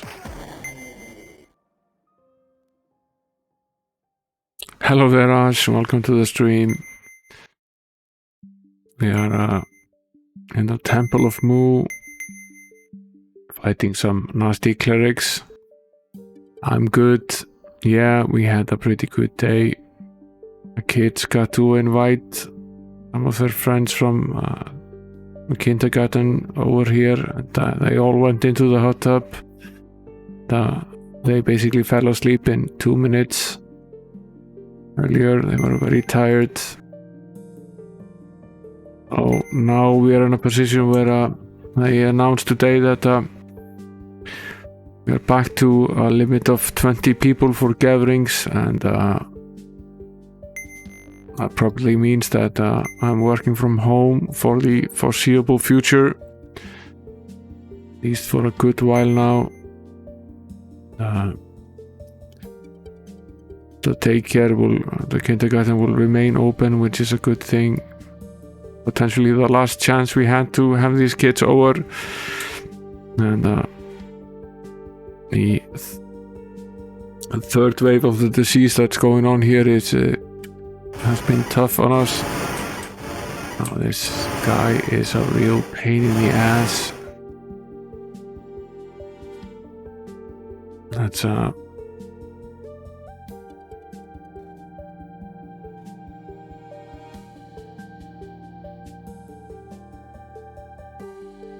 this guy is a real pain in the butt. Let's load up again. This is definitely not what we want to happen.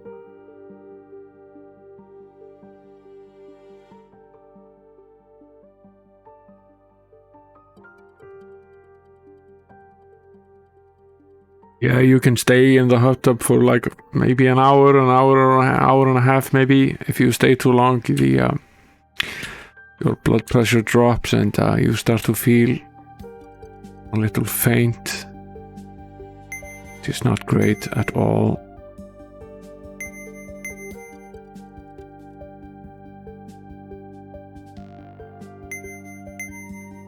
It's already the silent spell, which we can potentially use to limit this. Dude.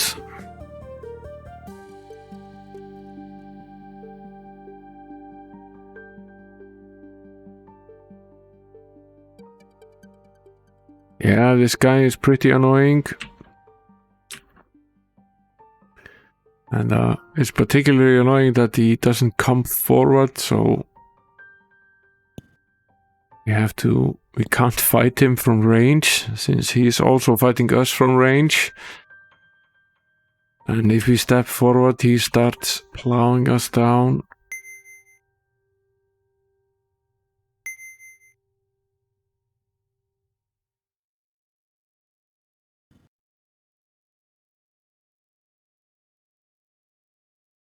And it isn't even enough to go one step forward here.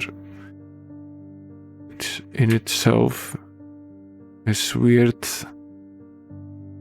Perhaps it's just best to run up to the guy. Potentially that's best.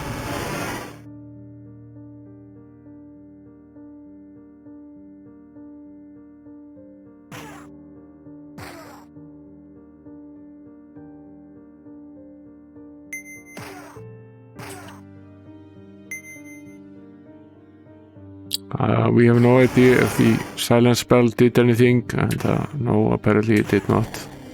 He goes down anyway, which I suppose is good. We still have 2 of the zombies to fight. We will take them down.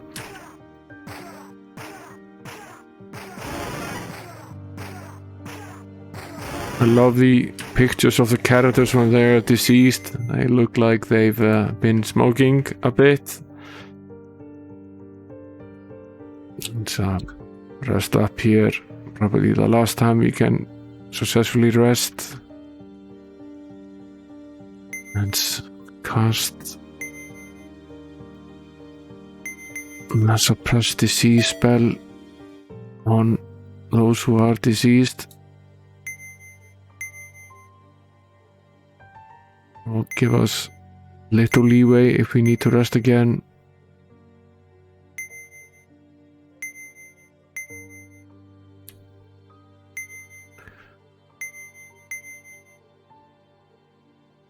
And then we need to cast the light so we can see what we're doing here.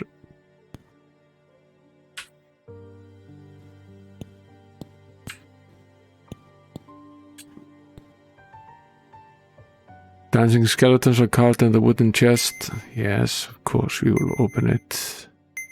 It's a hidden room here behind this. Save, yes, that's potentially a good idea.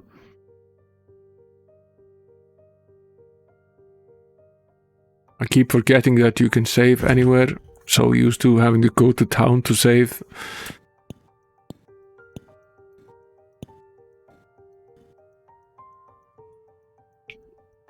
A message here on the wall, we'll jot it down. North, west, north, east, south. Fine.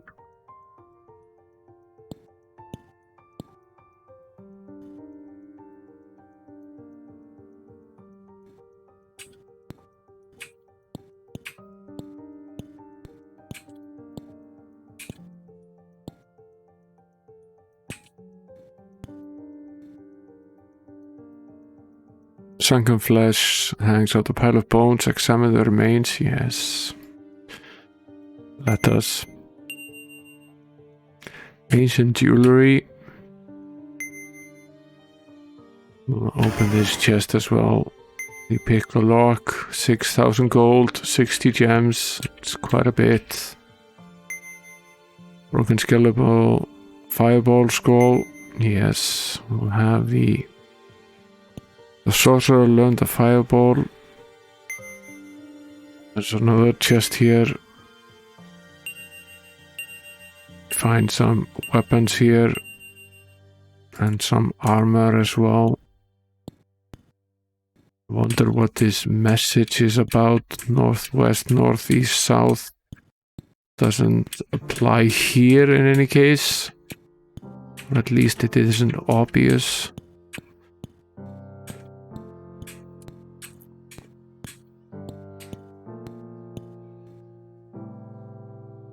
Ancient runes of the Moo cult decorate the lid of the chest. Yes, we'll open the chest. More weapons.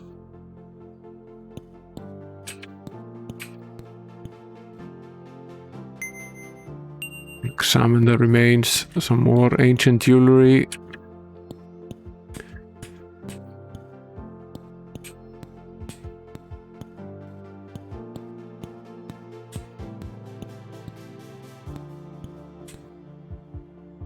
A pile of bones here as well. Nothing but maggots. Fine.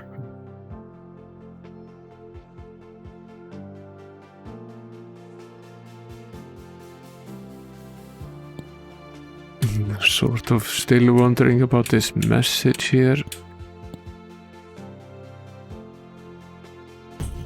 We can't go north here, so can't go north here either. Doesn't apply here. I have no idea what this applies to.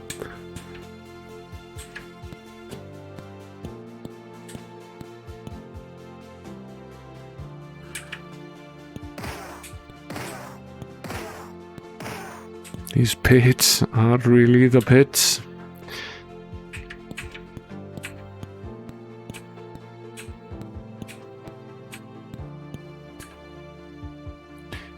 Already went down here. I think we finished exploring that bit.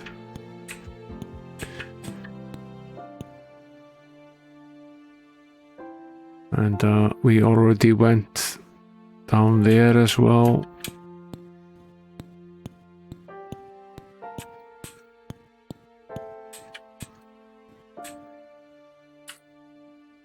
We are at the exit here.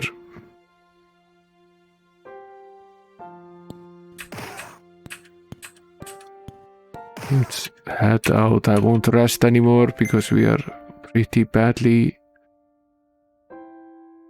diseased. See if we can get back here into town. Potentially we can rest here. Go cure this disease at the temple.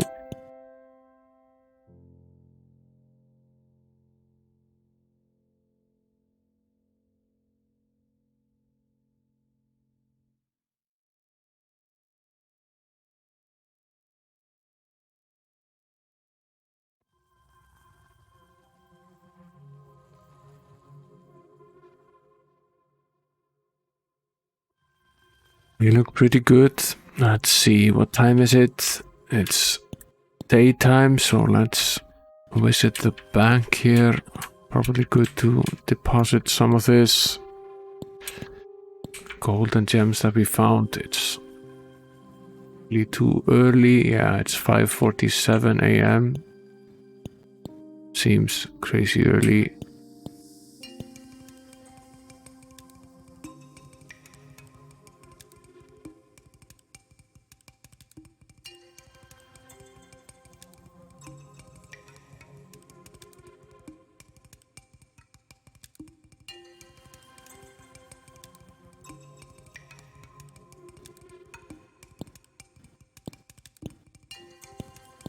Let's see if the blacksmith is open. Yes, it is. Yes, I browse. Let's see what we found here.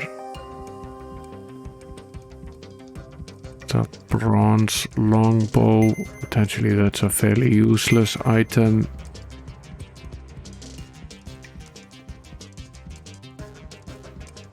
There's also something called the Shield of Fists. Let's see what that is about. Gives us a +4. Also, the Flying Fist spell. Now, what does this ancient jewelry do?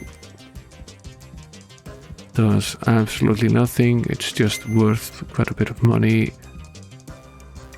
I don't want it.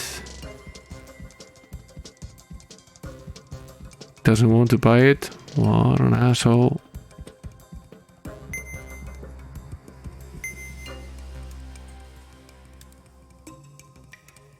Now, this incandescent longbow, however, is interesting. Does quite a bit of damage. Also gives us resistance and does some elemental damage as well. So this is a good item. Let's give it to the archer.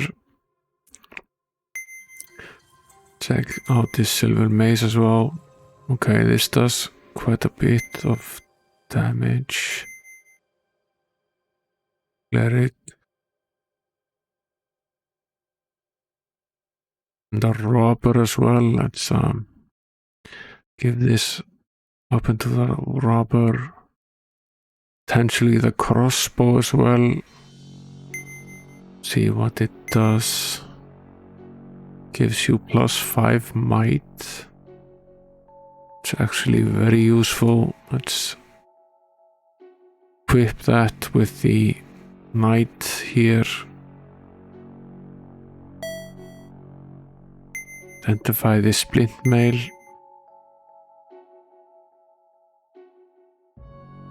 +5 armor class. So give that to the cleric. Does this belt do? Gives us a +1. Give that to the archer. Do we have some items here as well? We need to fix his scale armor. We'll sell this bronze shortbow. We have something called the wooden pendant of awakening. Let's see what that does. Basically nothing. Sell it. This glass trident as well. He doesn't want the jewelry, so you might as well wear it, even if it does nothing. Item down.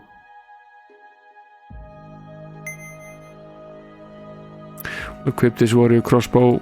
I wonder if we can equip this. We can't equip it either. It's not entirely clear to me what it is that it actually does. Trade this shield here to the paladin.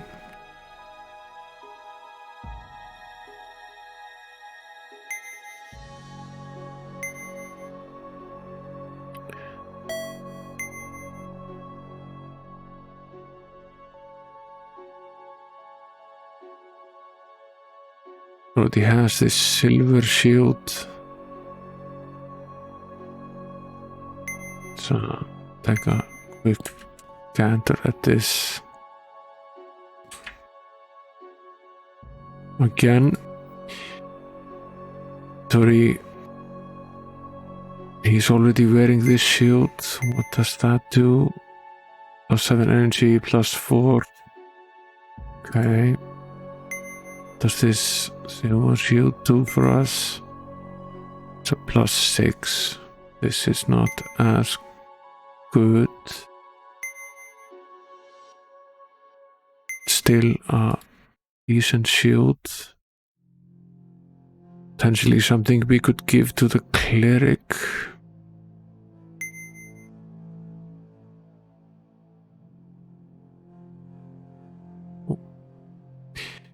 Wanted to remove this and equip this longbow instead, and this belt as well. I'll sell this short bow.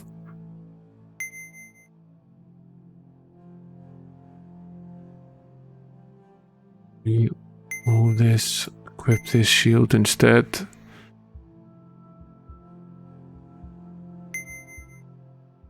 this brass splint mail as well. We'll sell the rest here. She's up to 10, which is certainly better than it was. The archer is at 4, which is a bit of a bummer.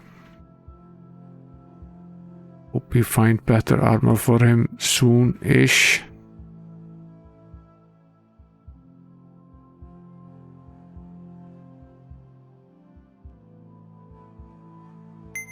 Sell this bronze. No. Sell this bronze longbow here and this glass dagger as well.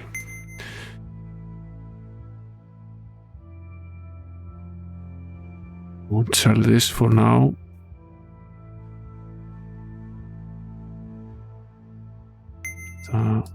Get rid of these items here. Just taking up space in the inventory. I was going to equip this mace here and I'll sell this sword instead. And I'll sell this broken scale armor and this old shield. Fix the potted armor here. What does this do? Okay. Don't need this.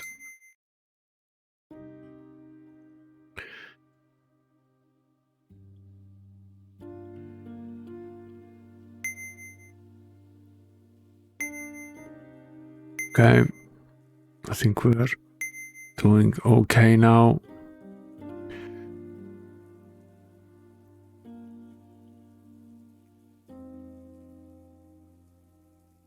Yeah. Might as well buy the paladin into the guild since we're here anyway.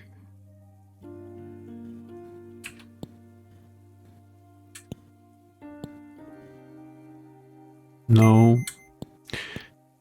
See where we are about leveling up. I think we're nowhere close. I think we leveled everybody up that we could just earlier. Yeah, 22,000 for the single skill ones, 50 for the dual skills. Now, where are we on food? We have a day worth of food. That's not good. Let's go buy some more. It's closed. It's rest. It's still closed. What time is it now? It's 5:35. Did the bank already close? Probably it did.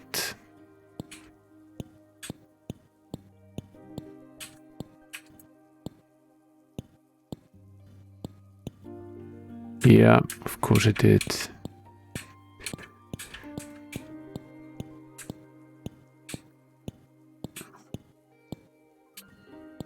Too late for bank. Too early for the tavern. Let's rest some more. Yes. Buy some food.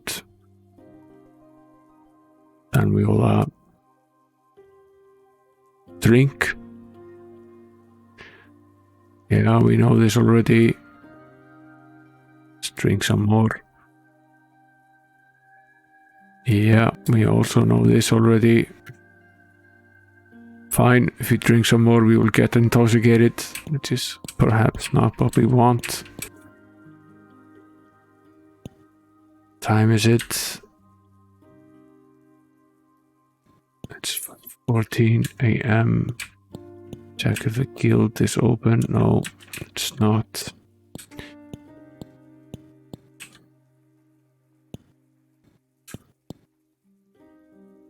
Let's leave. Save on the outside.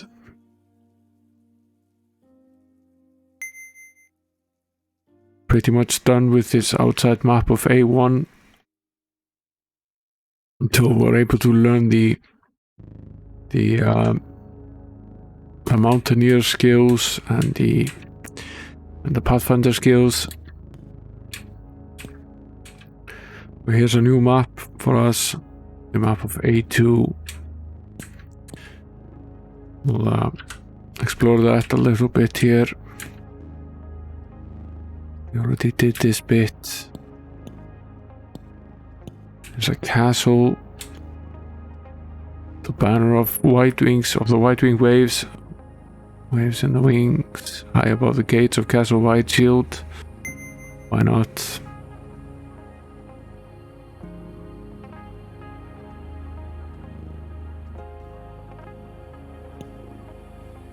What a lovely scenery here. No, I just wanted to map this square. Merriment and glee fills the heart of those who sit on the jester's throne. Have a seat, yes. Maximum laughs hysterically. What does this do to us?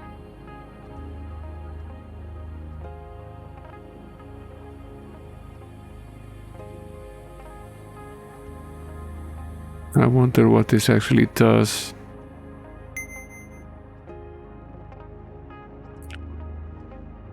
Probably does something. Let's I'm going to take a quick snapshot of one of the characters here.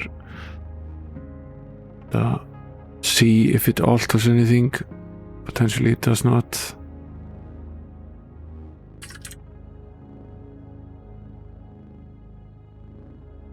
Maybe it does.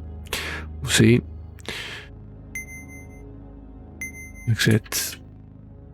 Yes. 2. He laughs hysterically. His might is the same. So is his intelligence and personality. Endurance, speed.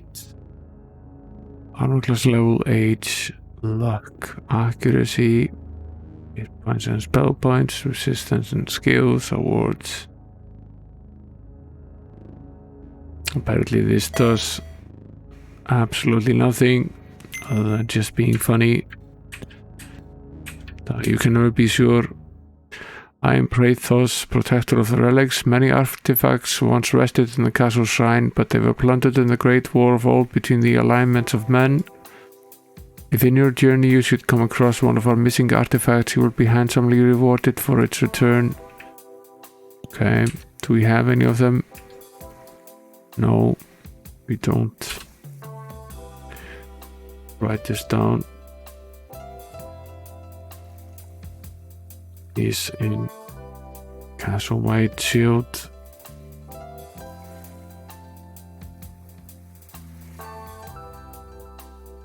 X14 Y10.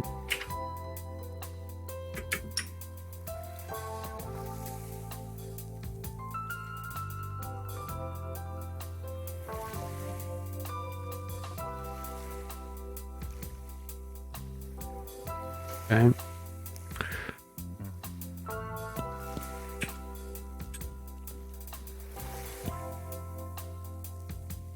A stately statue of a royal guard. Read the inscription, yes. Oh, here's some sort of tip for us. Seek the 4 warriors. North before south, east before west. Subtract the castle's name, and you'll pass the test.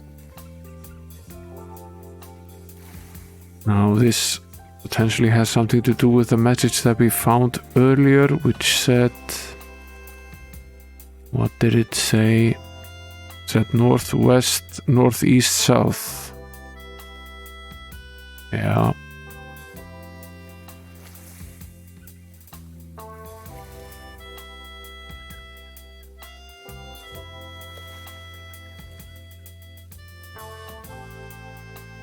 No, this is not the same.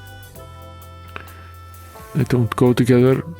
Yeah, that was 5 directions, and the east before west doesn't match either. So this is not the same puzzle.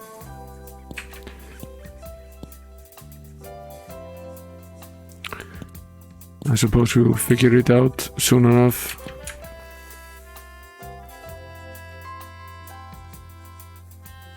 Now, here's another classic joke of the day. What kind of crew does a monster ship have? A skeleton crew. Now, we had a lot of fun with the jokes of the day in the previous game. There's a bot command particularly for that one, which has all of the jokes of the day from Might and Magic 2. They're all absolutely terrible. Some worse than others.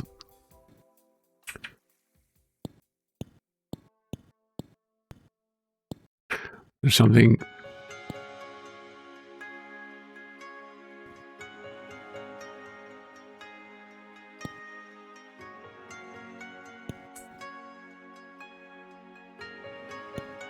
Are these the 4 warriors?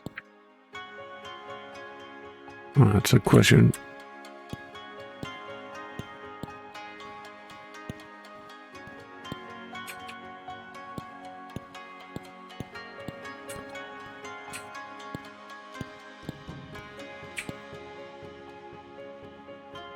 The dark crystal box is protected by a magical barrier. Try to open. No. This is potentially the castle treasure. There's little to be had by hacking into it. This is Zealot, King Righteous. Truly this is a despairing time in this great land. The powers of the evil one, rallied under the banner of the flaming sword, are ever gaining strength. An advantage is hard to be gained, for the King Chaotic chooses to undermine any advantage of mine or my foes. If you deliver to me the ultimate power orbs, that I may place them in the castle chantry.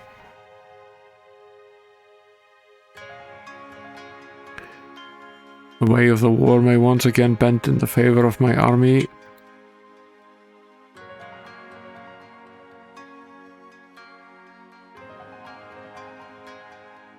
Fine.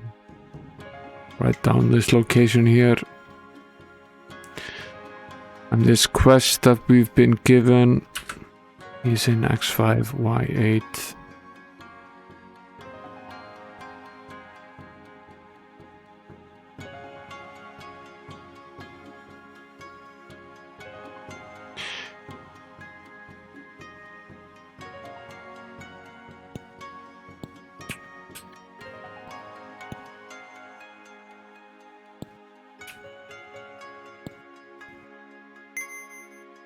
Let's save here and try our hand with these monsters here behind the wall, grill, and bash. Perhaps we aren't strong enough yet to open these walls.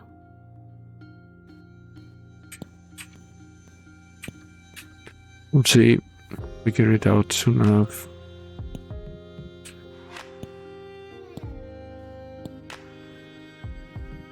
Now, compared to the castles in the previous game, this is fairly tame. A stately statue of a royal guard, reading inscription, yes. Write down this message here.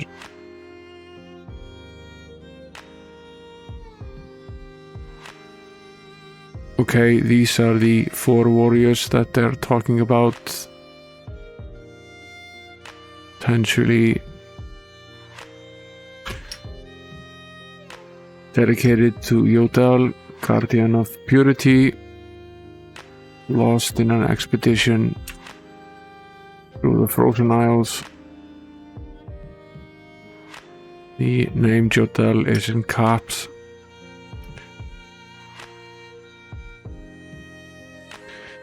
See.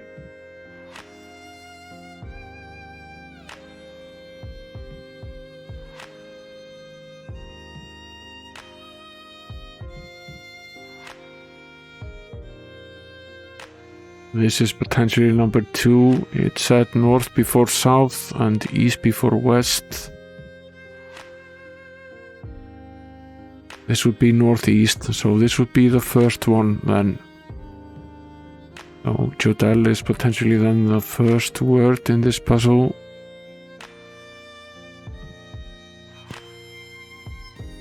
Let's go on the other side.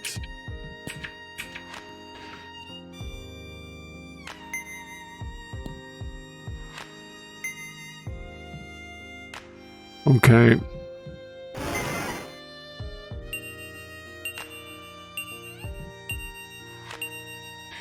As I suspected, this is the castle treasure.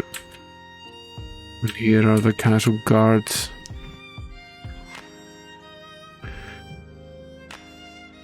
They were pretty nasty in the first game, and the second game as well. There's only one of them.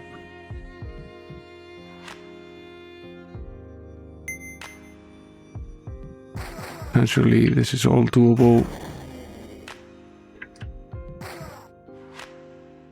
I should change the spell.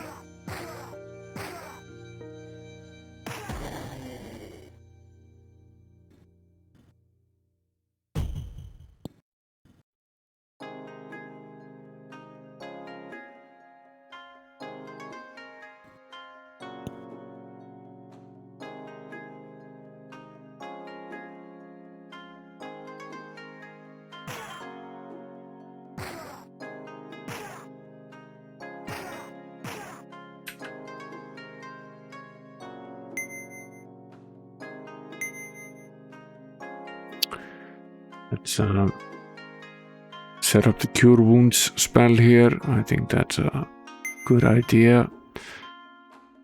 Start by casting it on the cleric herself. Didn't quite work out. I have 3 of these suckers here now. They are quite tough. Stealing is not a good idea. Let's load the game.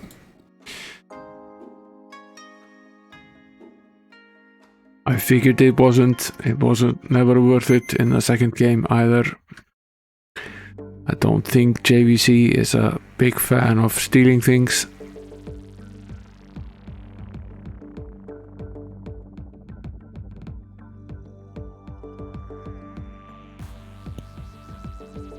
Hasn't been long since we saved, so it isn't really much of a problem.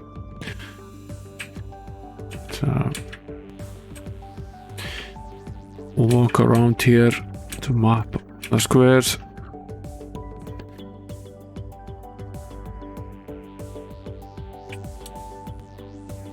We aren't interested in taking this treasure, so we won't.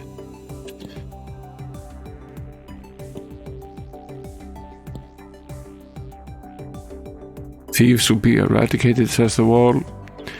Oh, this is the passage down to the dungeon. Quite ready to go down there yet.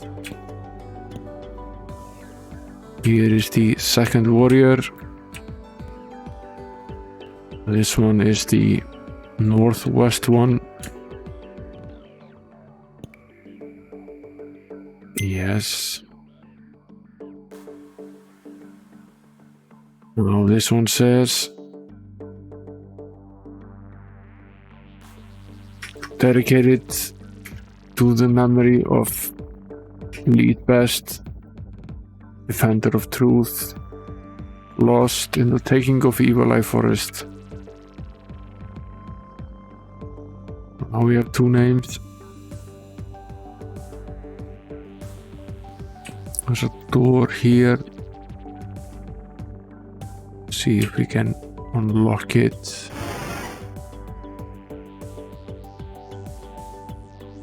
Eventually, yes. I won't steal anything. We're just browsing. Press and recuperate.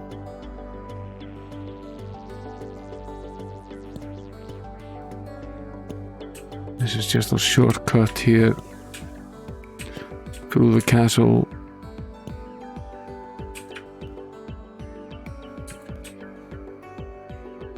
More treasure.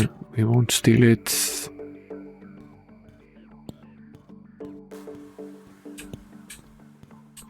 I will take the southeast before we take the southwest. This message read: dedicated to the champion of justice.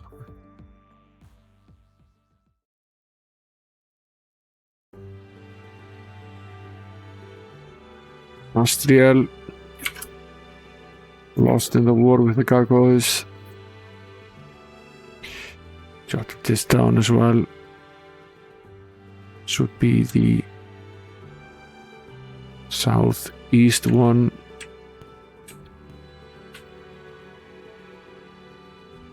And that leaves the southwest one, which is then the last one.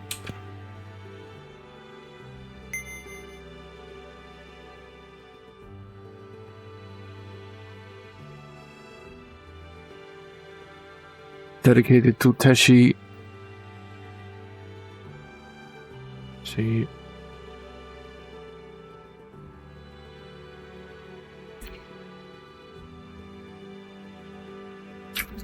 Protector of the common good. Lost in the campaign against the beasts of Fire Isle. Okay.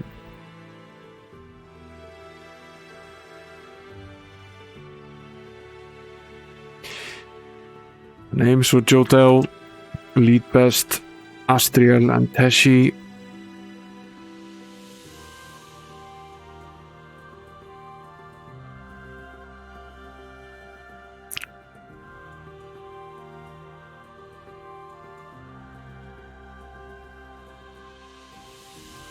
I wonder what they mean by subtract the castle's name.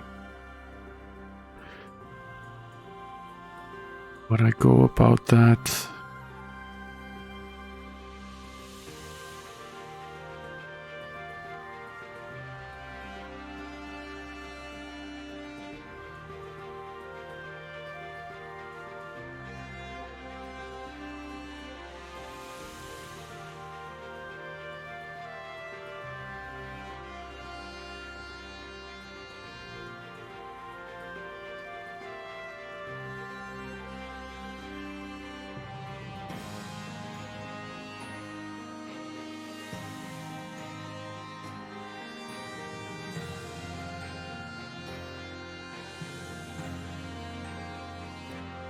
Let's see.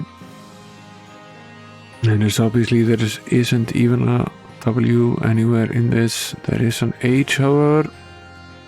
Potentially could remove that.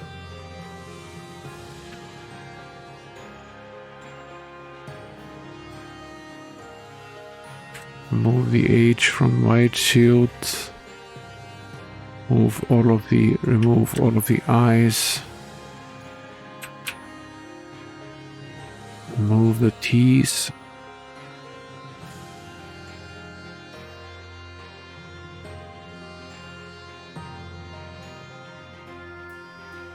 Remove all of the E's.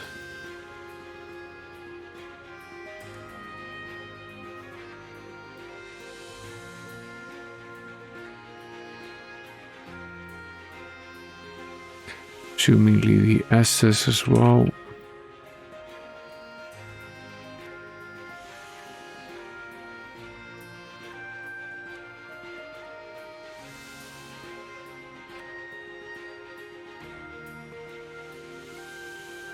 And the D's.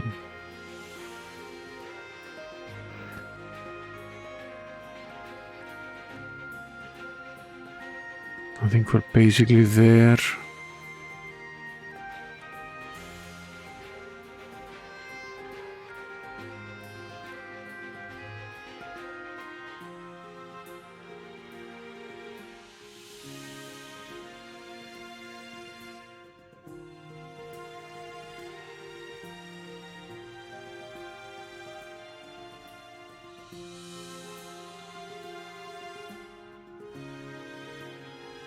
Now if you just remove all of the letters from the word Whiteshield from this, when put in the correct order, we are left with Joab Ari or Joabari, depending on how we put it together. There is no A, there is no J, there is no O. I think that's actually correct. Wonder where we are asked this question. Potentially somewhere. Let's see. Death to male factor, says the wall.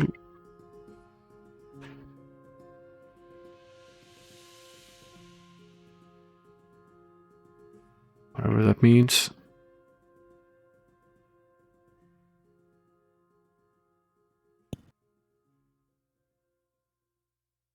We're pretty much done with this castle. There isn't really anything else in here. Except perhaps the dungeon. Perhaps you should take a peek. See how difficult it is. But if we're feeling lucky, so far the game has pretty much eased us in. Who's the overlord? Okay. Yeah, that is correct. Joabari is the correct password. So we solved that riddle and we get to go down into the dungeon.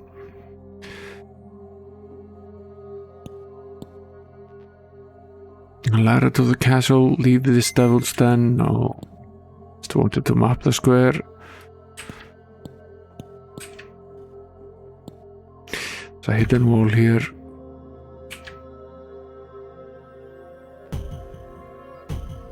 We can't bash. I wonder if we're not strong enough to bash this wall.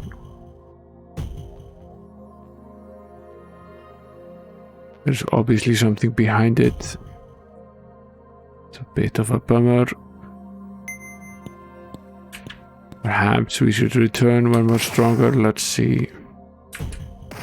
Yeah, we definitely should. We are basically dead here, just passing these.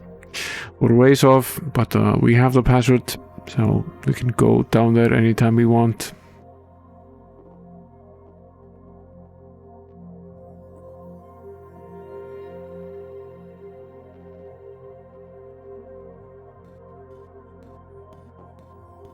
Let's head back out. We have plenty to explore on the outside. This was basically just a detour. Let's leave Castle Whiteshield for now. The dungeon will have to wait a better time.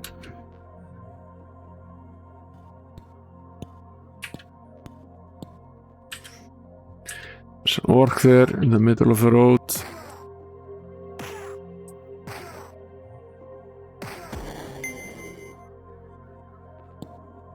It's a good thing that we leveled up the range attacks. We're able to do more damage from range, which is good. We could do with a walk on water spell or the swimming skills for all of the characters in the party. Works here. Won't dismiss anybody. Shoot.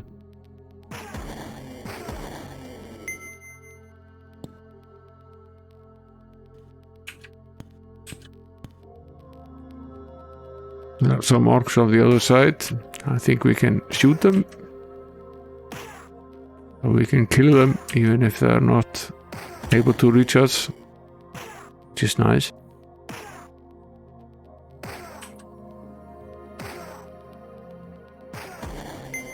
Yep. And also get gold and gems for doing so.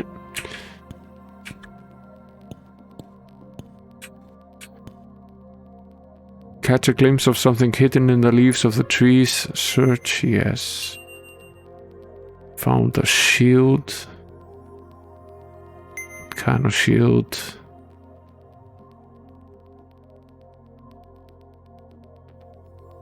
Yeah, there was a lot of that in game number 2.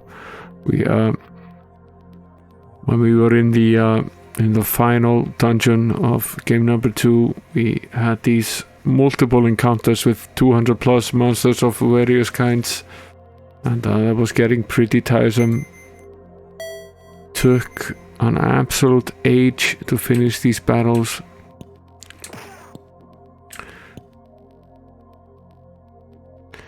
Yeah, it was easier with the quick fight, which was pretty good, but we didn't have what this game does, which is the quick spell as well. Essentially very useful. What spell is set here? Fresh disease, and still a bad idea. Let's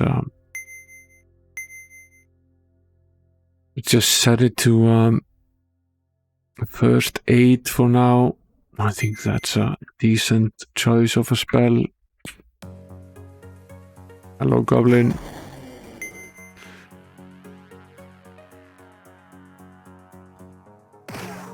Two more of them. We're leveling up, so we are able to do quite a bit more damage in one hit than we were previously able to do.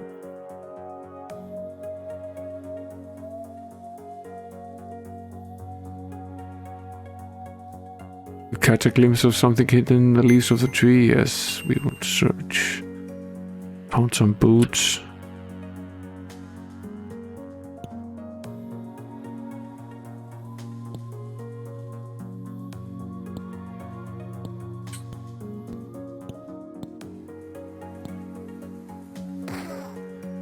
Works. Plenty of works.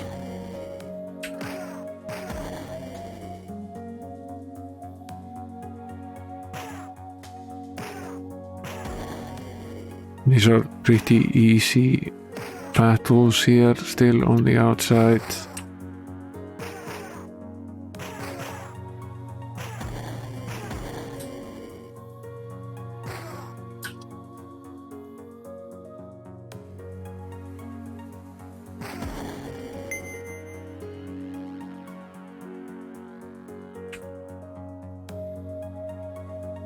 See, yeah.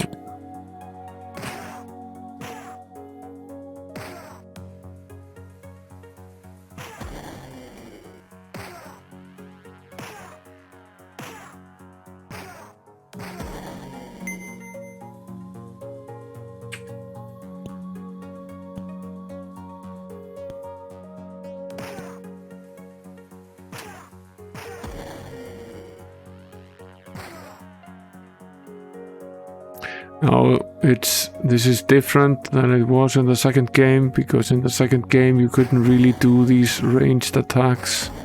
It was just encounters on certain squares in the game.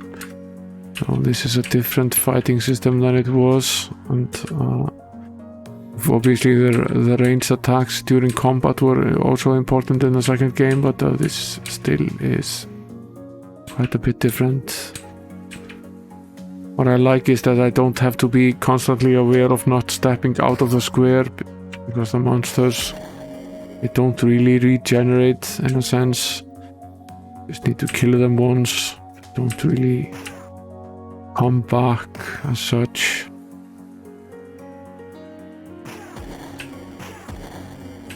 There's a lot of repetitive and fairly annoying fighting sometimes in the second game. The same fight over and over at the same squares.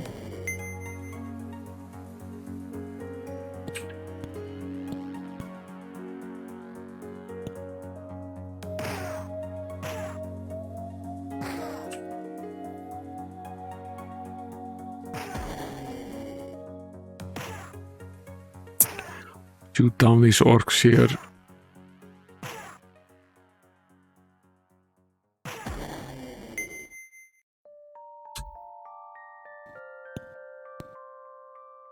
A fair-sized hut made of twigs, branches and dried mud. Search inside, yes. You stumbled upon an orc outpost. There are maps and plans written in indecipherable scratches on dried hides. Destroy everything, yes. Splinters and wood chips fly as you hack the hut and its contents to oblivion. The orcs will be forced to leave the area when they find their outpost destroyed, and order will once again return to the surrounding valley. Get some 10,000 experience, and we find some potentially valuable items here, including some armor.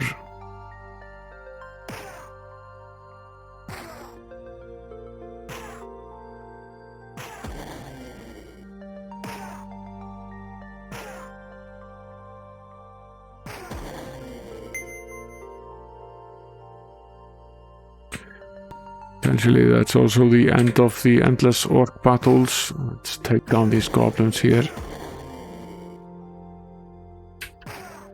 We were about 20,000 away for most of the single skill characters earlier.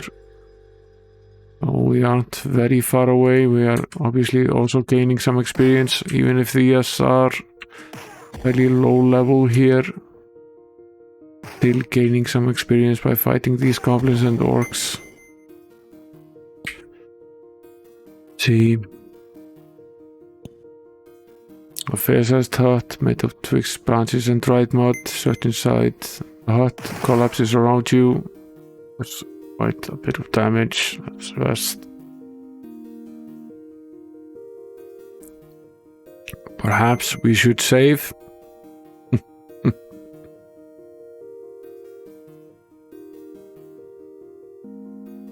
Potentially a good idea. Save often, since you can. Now, this is B2.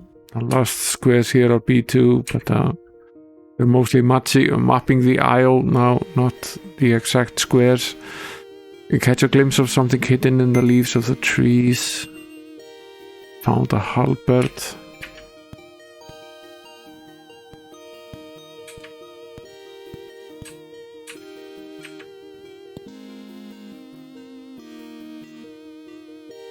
Some more orcs. My good friends, the orcs. Take that, this, and that. Take this.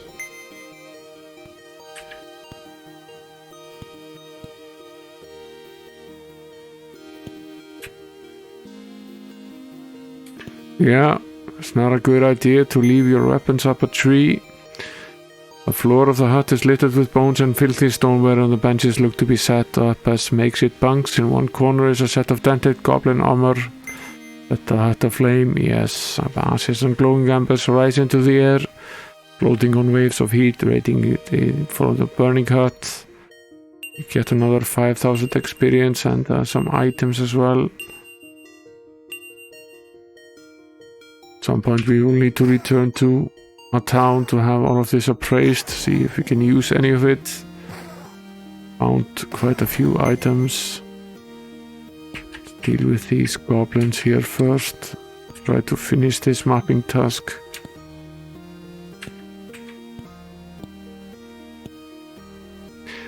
I think according to the map there is another town on this isle which we might be interested in taking a gander at. We might join the guild and potentially learn some new spells. A fair-sized hut made of twigs, branches and dried mud. Simple implements of peasantry are the hut's only occupants. Okay. Now there's the pyramid. A fair-sized hut made of twigs, branches and dried mud. Crude artifacts of worship and sacrifice litter a foul-smelling hut. Unmistakable carvings and icons depict scenes of orcish ceremony. Yeah, were destroyed. We find 500 gems for destroying the hut. And there's the pyramid. It's one of the last things in the game. I remember that's where I got pretty much stuck on this version on my Amiga at the time. The game would crash at a certain point in the pyramid, meaning I wasn't able to go on. A fair-sized hut made of twigs, branches and dried mud. Yes, we'll search. 1,000 sparrows flitting off their perches around you speak through the fluttering of their wings. There's a hint here, we'll write it down.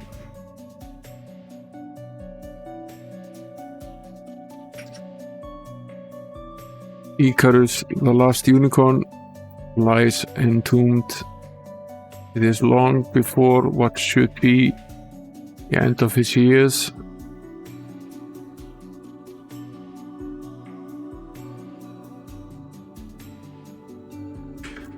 Only when the golden alicorn is returned to this shrine will he be released from his premature darkness. Will you search for the missing relic? Yes.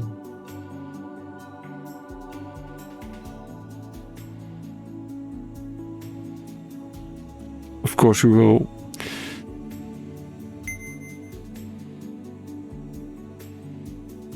There's a hint as to where it is. The Alicon is hidden somewhere in the swamplands. Return it to the shrine to free Icarus. Okay.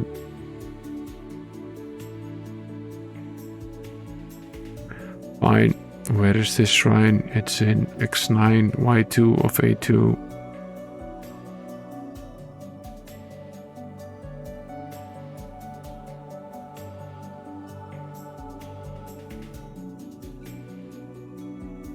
Jotted all of this down here. Let's go on. Here again is the pyramid. An ancient pyramid of roughly hewn stone. I don't think we can access it now. The door won't open. There is a small slot to the right of the door, but nothing you have will fit inside. Did eventually find how to open the pyramid, but I wasn't able to finish it. Let's hope that this version works better. There is a second town. As I already mentioned, this is the Town of Baywatch. Guess we'll find David Hasselhoff and potentially Pamela Anderson in there.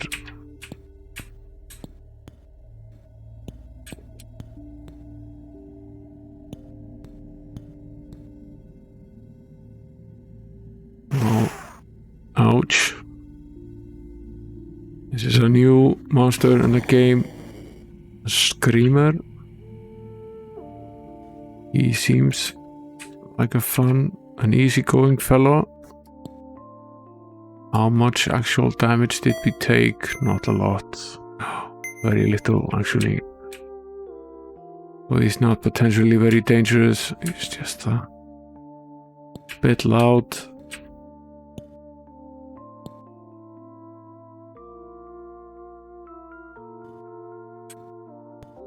Game is closing up on us here. There are mountains on both sides.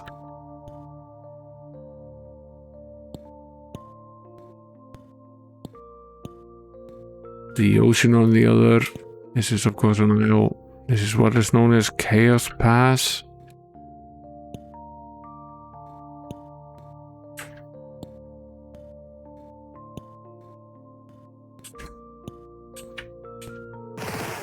More screamers. Oh, what's wrong with us here? We're insane. And sound very nice.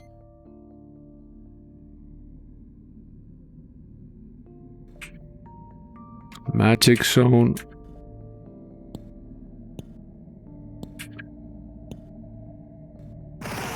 More of these screamers.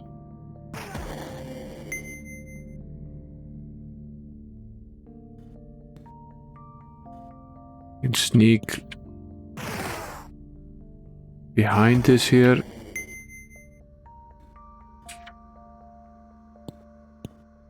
You can sort of see the outlines of some of the things that are inside the mountains here. Lunatic Fringe.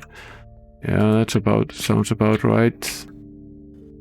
All of these screamers. We won't be able to enter the forested areas. I'm hoping that the Town of Baywatch will enable us to learn the skills required for exploring the mountains and as well as the forested areas. We are able to go on this side here. Let's finish exploring this. There is another dungeon in here. The door is locked and you don't have the key. Apparently we need the red key to enter this.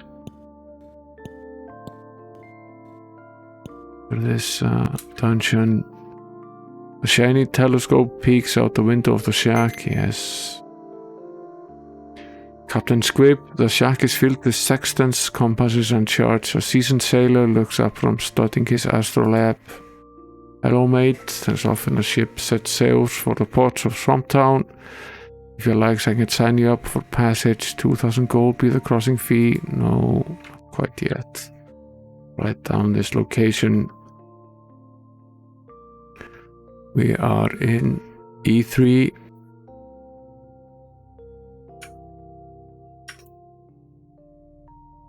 X3, Y7. That's the passage to Swamptown. That's potentially the third town in the game. I haven't even started exploring the second one yet. Leave it for now, but it's good to know that it's here. Venture away from here. Try to finish up the rest of the isle.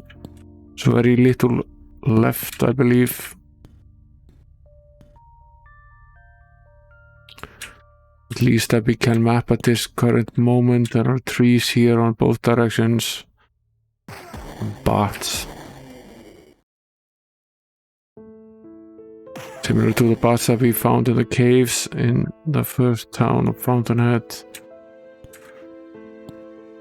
Just a road that leads through this forest here. It's closed off from both sides.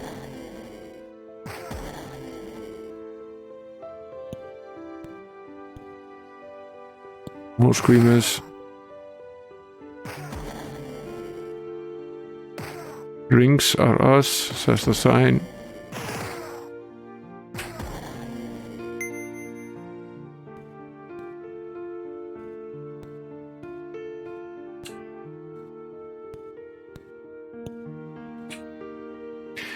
The wheels of a Singaroo's wagon sink deep into the earth. Step inside, yes.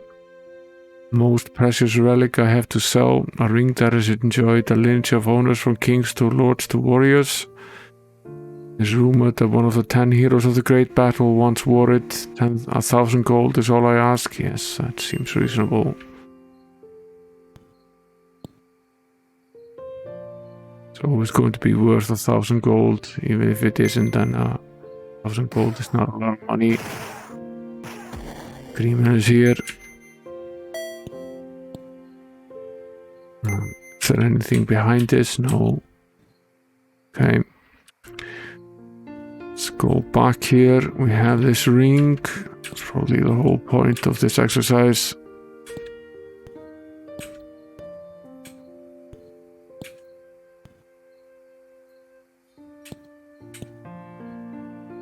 Now we've basically reached the end here without having the walk on water spell. Potentially this is another isle. We finished the first isle in the game. Want to try resting, see if we can recuperate from this insanity.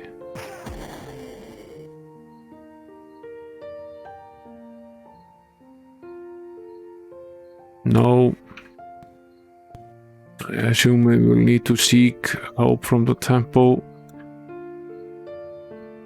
We'll get rid of this condition.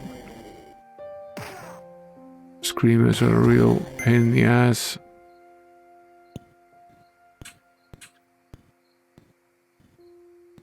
So head back over to the first town.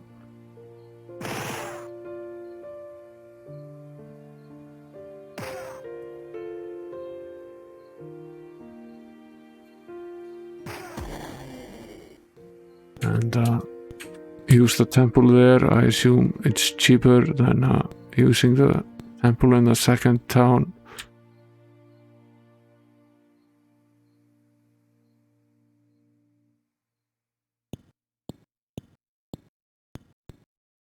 Where are we here?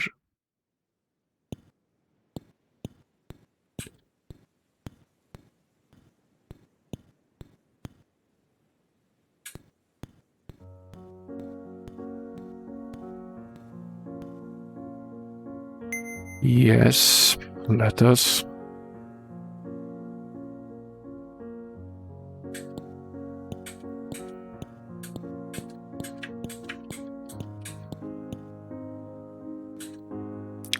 Temple Greenleaf awaits.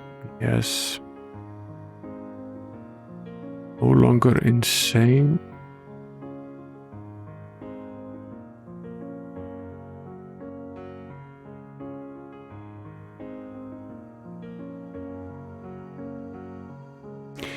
see if the bank is open. I want to deposit some of this gold here. We have some 27,000 gold on us.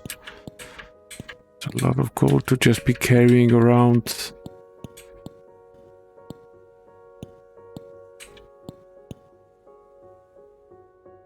Yes, it is open. Deposit some 20,000 at least, and at least 750 of these gems.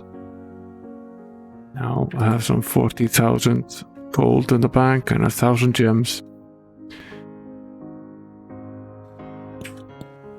So we did not fix up the robber. He's still insane. Just didn't notice that he was insane because the picture doesn't look as different as it did for the other characters. He's more somber now. The best to fix up all of them.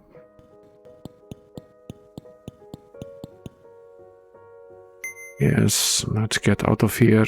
Let's go to the second town and take a quick peek there.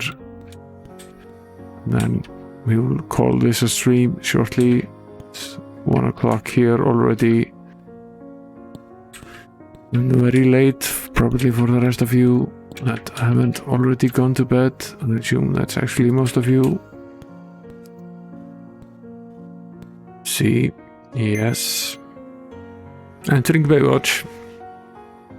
You can hear the theme song playing in my head. Baywatch seems to be filled with skeletons. I remember them being thin, but perhaps not this thin.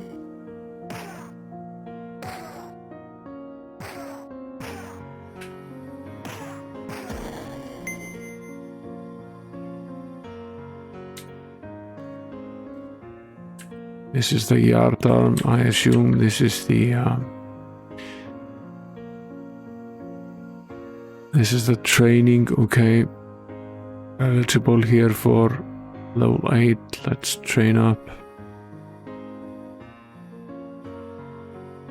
The single skill characters are ready for level 8. Level 9 actually.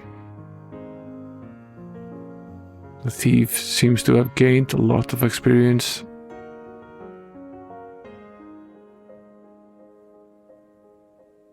Yeah.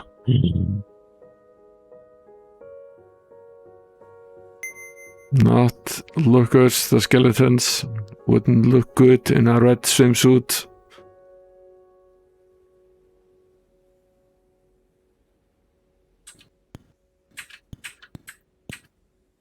Captain's quarters. This might be the hotel. Yes, it is. Hello, mate. Welcome to the captain's quarters. Would I like to sign? Yeah, I would. Let's see whether there is anything of interest for us here. The inns certainly serve less purpose in this game than they did in the previous one. There isn't really a lot to do in the inns except just create characters and no, there are no hirelings in here, just the 6 characters in the party. There are 2 hirelings in the first town that we could potentially hire. We're not quite there yet.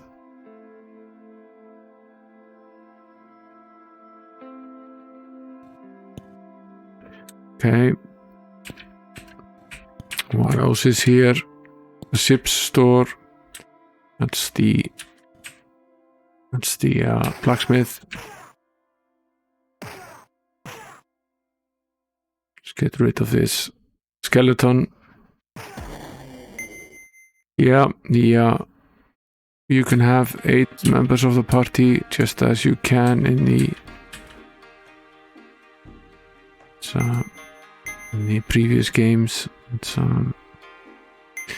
Switch spells here. It does seem that this is a very undead town.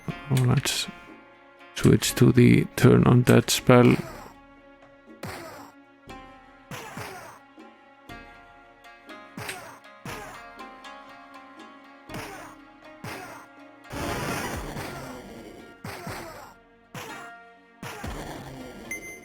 Oh, at least we didn't get diseased. So I suppose that's this is the Albatross Guild.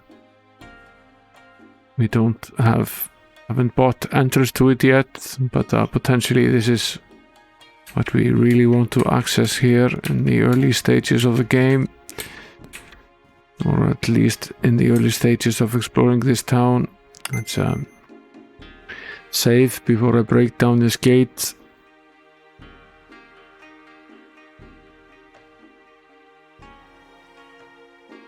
No, I don't want Mr. Wizard's help. I just accidentally clicked it. Lots of zombies.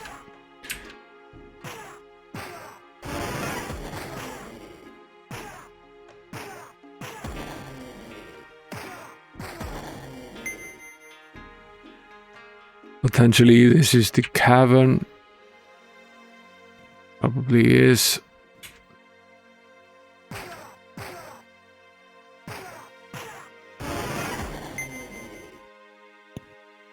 Accessible from two sides.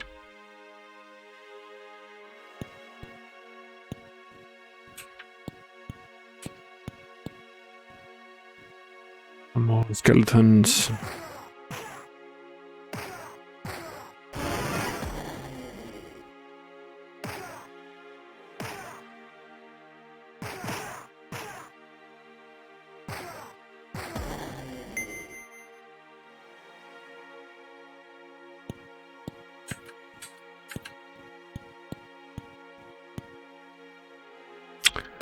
Even more skeletons.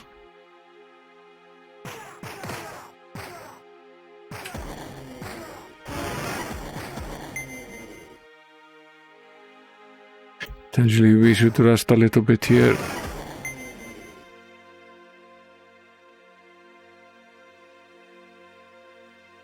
Get back some of our hit points.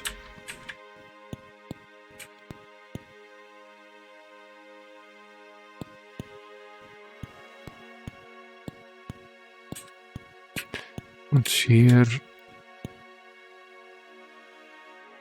Okay, here is a hint that is very useful at this point.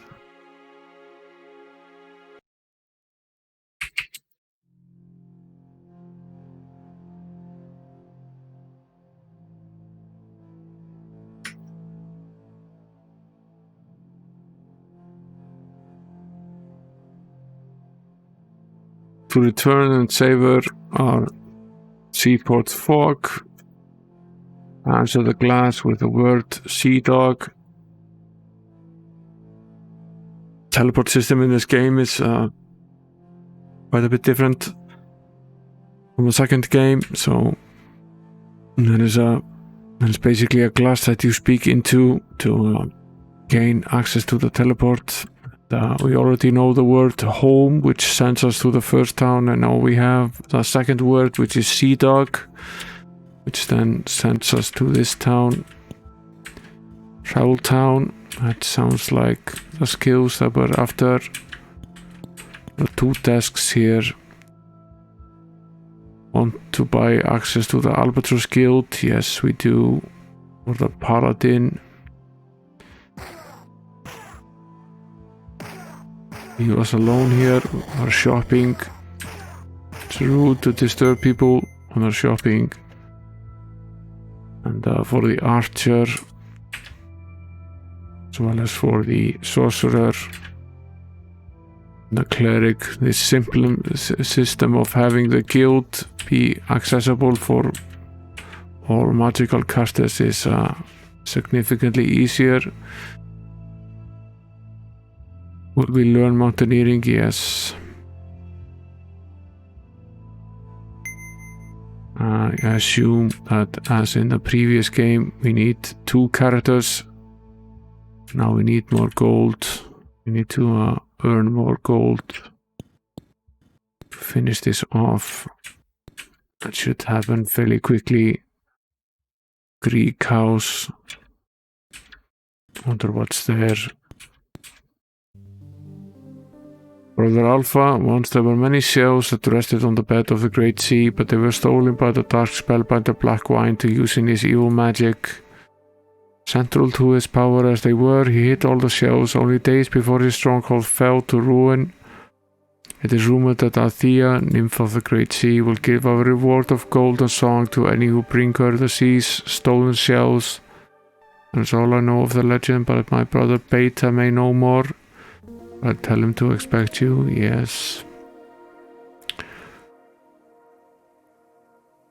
A small glowing worm magically appears in Alpha's hand. After whispering to the worm, Alpha places it on the floor and watches as it starts burrowing its way through the ground.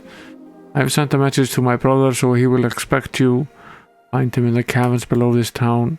Now leave, but accept his trinket. May be useful in times to come.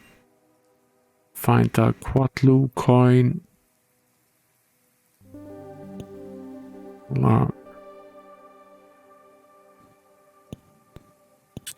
Another desk in here as well.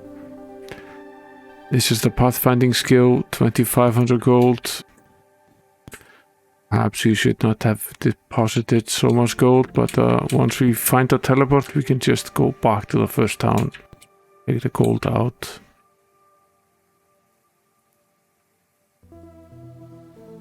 Now, Unholy Hall. Let's assume these are nasty little fights here for us to have.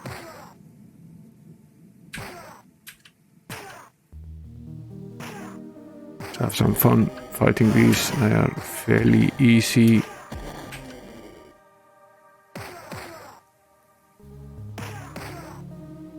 Not a lot of challenge to be had, really. Not a lot of treasure either.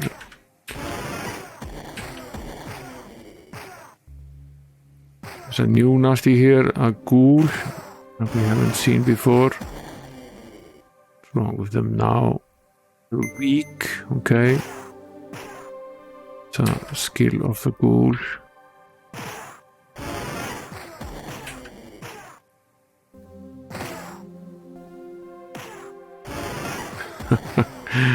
They look more sad than they do look weak, but it's still pretty amusing.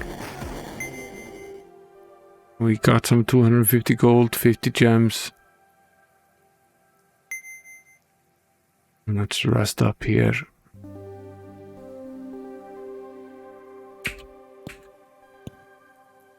Two pits here, to the caverns. 3 actually. So I assume that there is something to be gained by going down there. At some point, we won't do that right now. Let's just finish exploring the town. Find a teleport, learn these skills. Where are we now? We're here. More skeletons.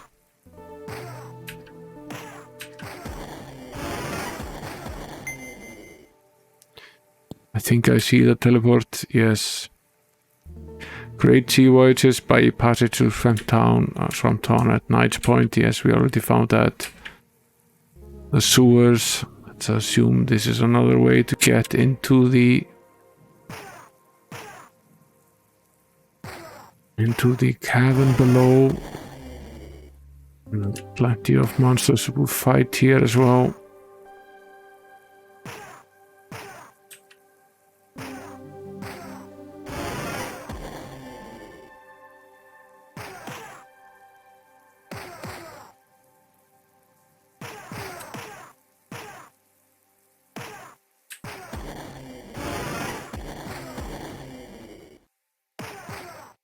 Doing a fairly good job of fighting these here.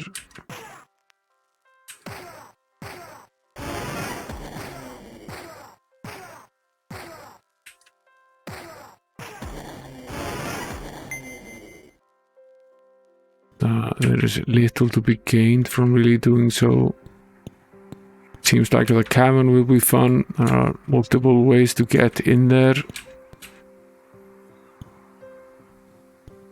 Potentially, it's a bit of a catacomb. That will probably be interesting. So,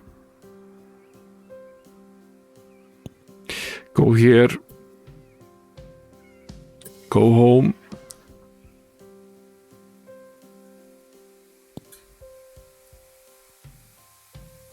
It lands us straight outside of the inn.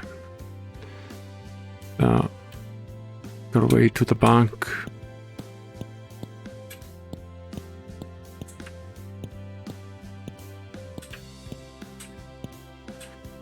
We wish to make a withdrawal. Now we need 5,000 for the Pathfinder and another 5 for the mountaineering. 10k is what we need.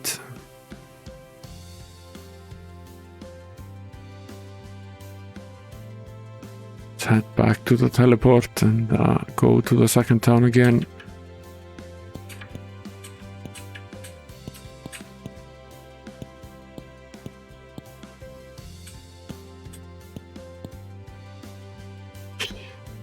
Sea dog entering Baywatch, presumably right outside of the inn or close to that.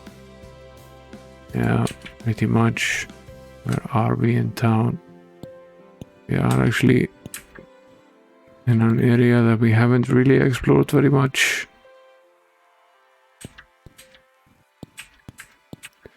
Might as well explore the middle of the town here.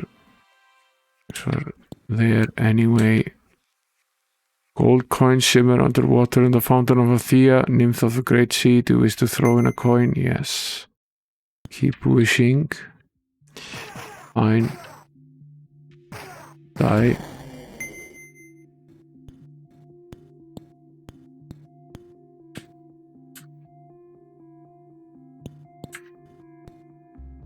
What's here? Galley. This is a tavern. Let's write this down.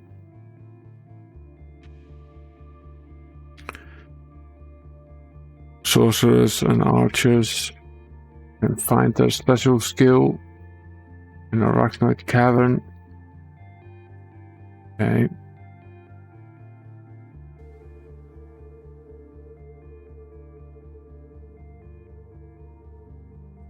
Have a drink. Some spells require gems to cast, we know this. The higher your might, the better your chance to pass doors in great, we also know this. Yeah, Arachnoid Cavern sounds like a spider's place to be. Every D&D game has spiders. Seems to be the one rule that they all follow. Okay, this is potentially the temple here. Looks very much like it.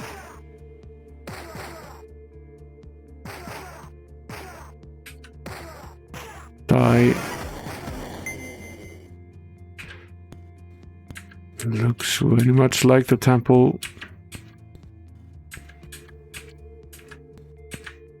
Yeah, it is. Let's go in. No, not really. Not at this point, but good to know where it is. We've explored most of the town here. I think we killed most of the nasties.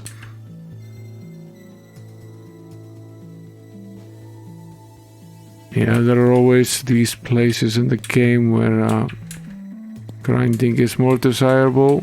We had a few in the second game as well, but it was easy to level up. The first was the one with the barbarians just outside of Middlegate. The second one was with the knights. And the third one was really the Dragon's Cavern. We spent a lot of time there.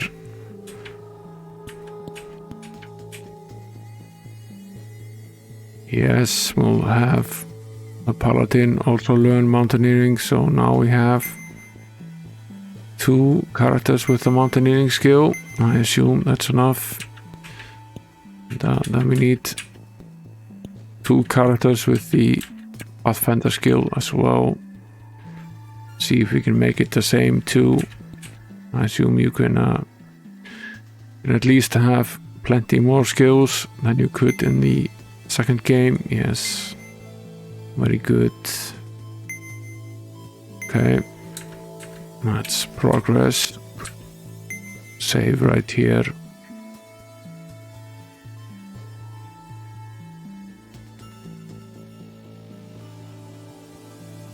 Now it's very tempting to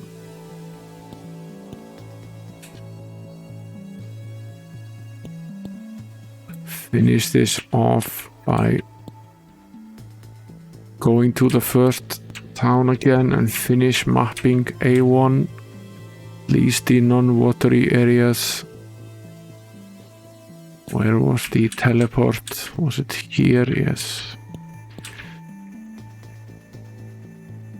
Home.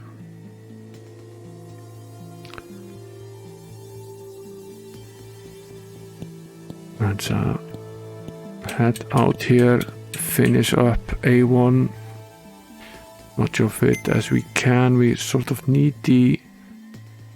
Well, it is nighttime. Perhaps I should go to the guild. It's nighttime anyway. I have some spells that some of the characters haven't learned yet. Let's go in here. Yes, we would very much buy spells.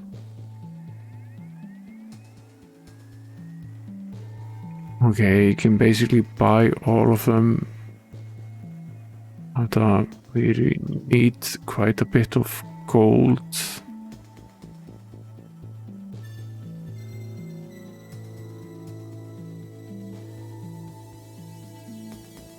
We need 5,400 gold. And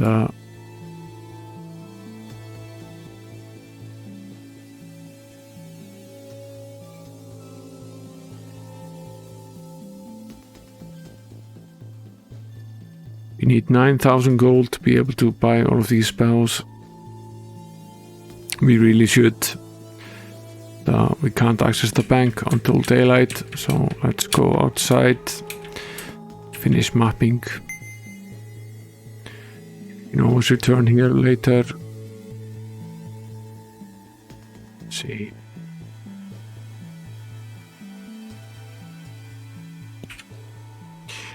We can map the mountainous areas.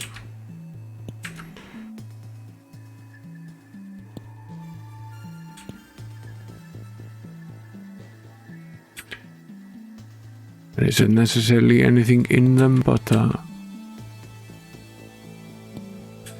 always something, however, to be found.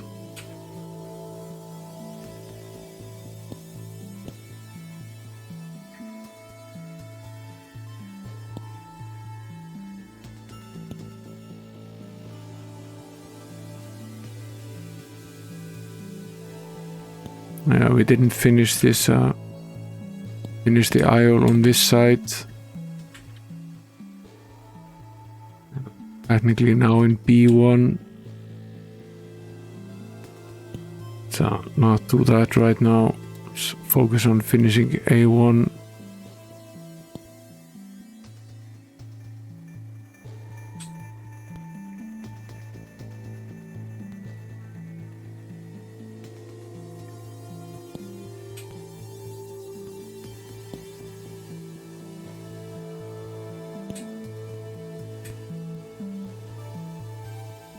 What was here? Yeah, the might potion.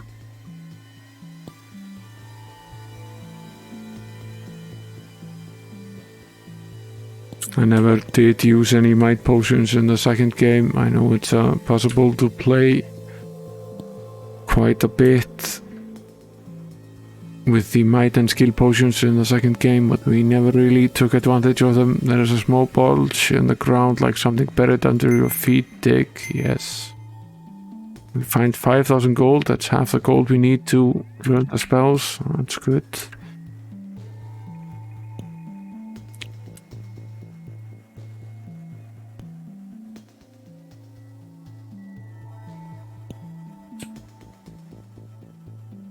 Green mouse clings to the small stone well. This is the defensive well. We already found this. Increases our armor class quite a bit. Finish off this mountainous area here. There's a small bulge in the ground. Dig, yes. Identify monster, yes. It's a very useful spell. We used that a lot in the previous game. What was this?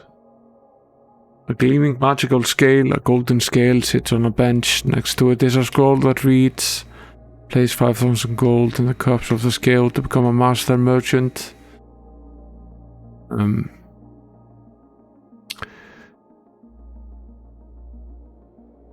I've never been quite sure exactly what the merchant skill does for you in the game. So, not about to learn it at this point for 5,000 gold, but perhaps later.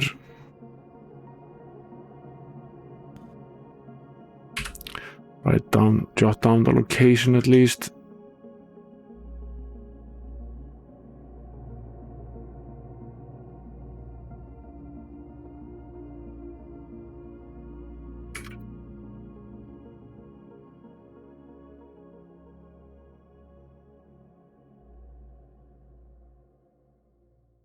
It also might be very different what the merchant skill does in this game compared to the second game. Things change.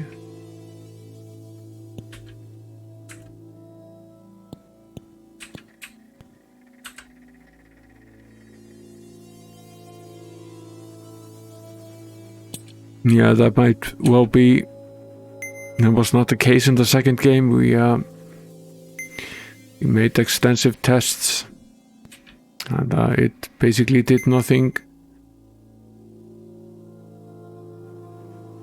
Now this increases personality, I assume. Yeah. Temporarily, we are in, where are we? X14Y6.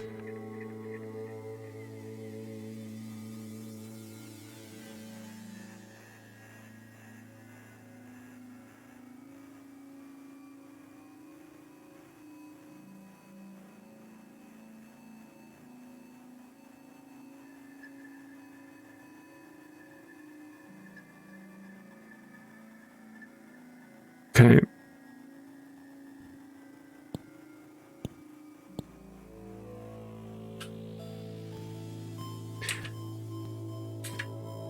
We might spend the money on the merchant skill later on. There's something here in the ground. 10,000 gold. Lots of items.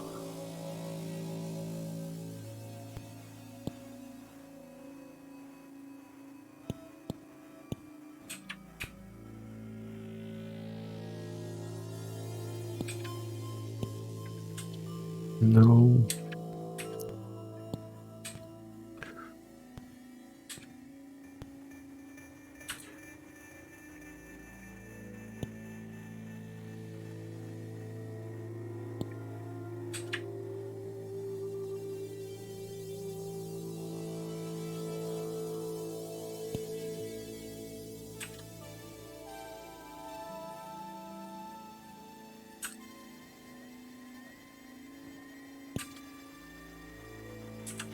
So water square right here next to us.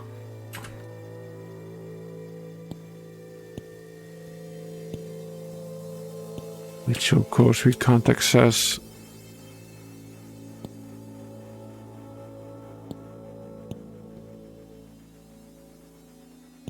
Yet.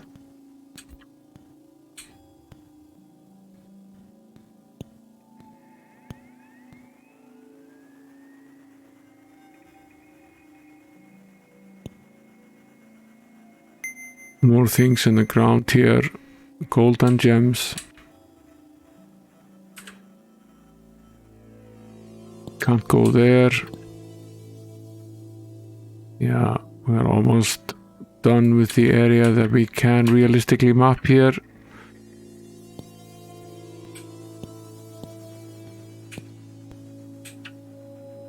Some more items on the ground. 3,000 gold. Lots of items.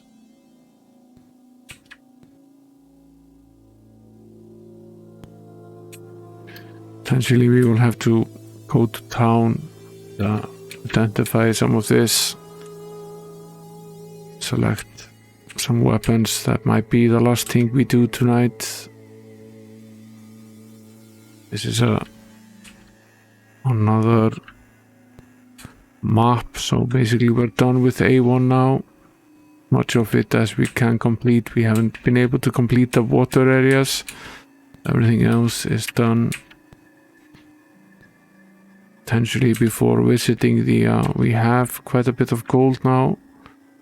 Might be tempted to spring for the merchant if it gives us a discount. Yes. Use the rubber for this purpose. Like a good enough idea. Let's hope we only need one. Not multiple ones. Yes.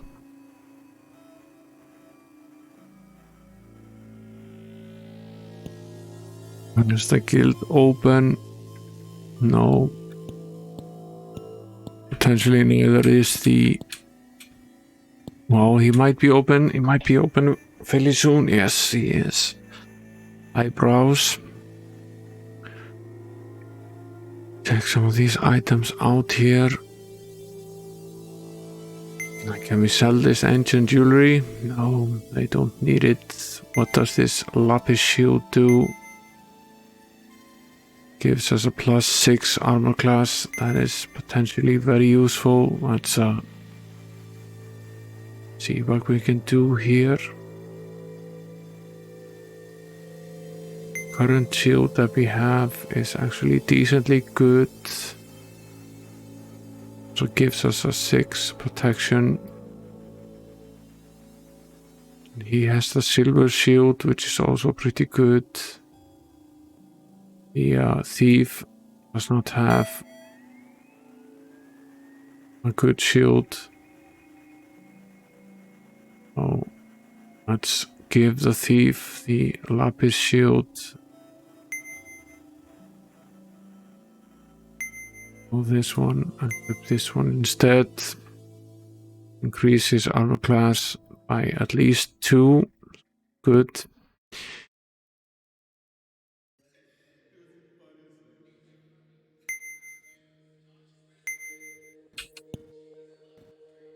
Continue here. Yes. We identify these bronze boots. They do basically nothing. Let's sell them. So leather ring. That's basically nothing. Sell it. And there's the lapis splint mail. +9 for the knights, paladins, clerics, and the rangers. It's quite useful. Bronze chainmail. Gives a +5. Okay. Let's see. Think I will.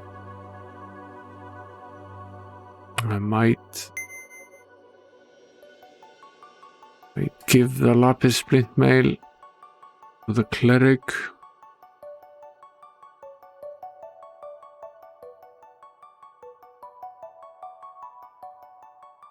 Move this, equip this instead. What does that get us? It gets us to 14. It's decent. Give this to the archer. It's currently where he's from a class of what? 4. Very low. Sorry about that.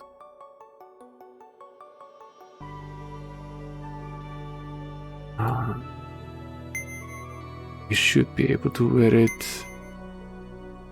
No, okay, he's not. Okay. Let's see.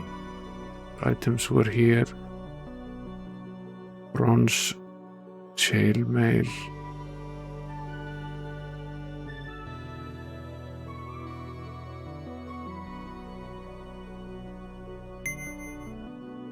You can definitely wear the bronze chainmail.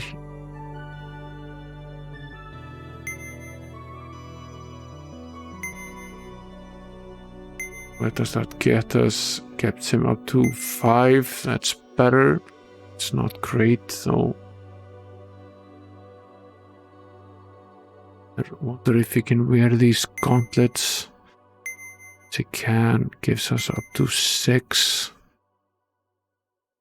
I assume that the leather ones are better than the wooden ones. They are probably very low value.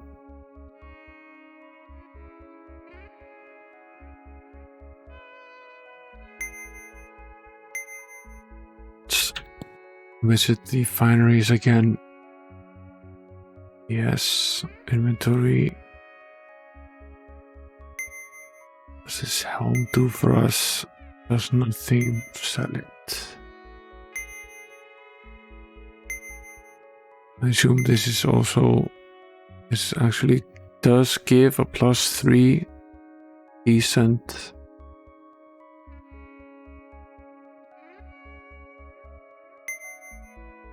All classes, right? Yes. Let's see later. This is a good halberd, but it's also a two-handed weapon, which makes it less than useful.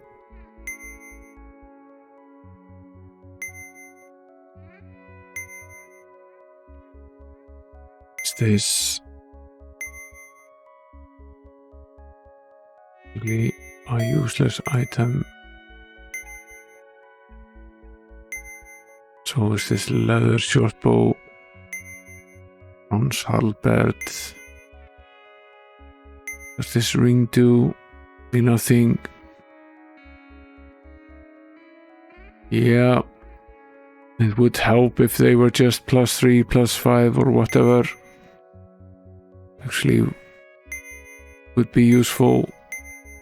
This isn't obviously you sort of know what it does, but now these crystal gauntlets, they are potentially useful. +2, that's pretty good. This is potentially a +1, right? Yeah. Okay. Go out here.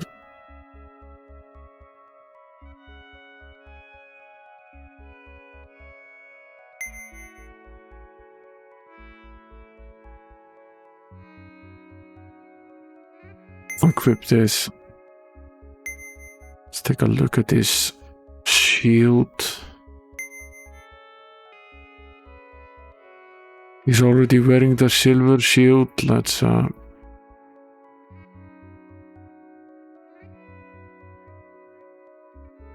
this is potentially a similar sort of shield. Let's see what the difference is. Should be able to see that fairly quickly. So identify this. It's a +6. This one is a +4, so this is a better shield.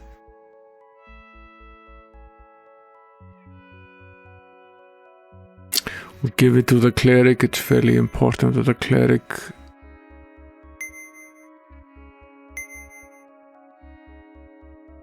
stays alive during combat.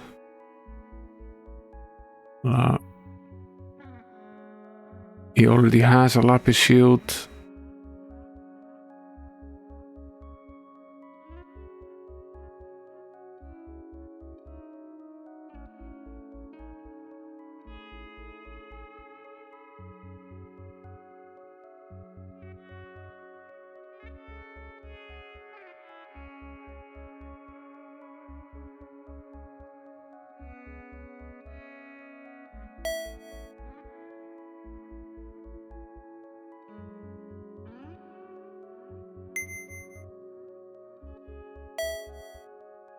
equip this brass leather armor here.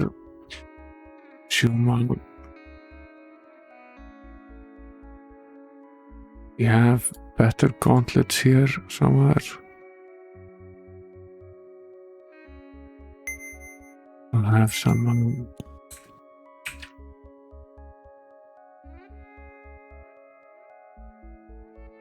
Yeah, makes absolutely no sense to have a brass leather armor. It's either brass or leather. Can't potentially be both.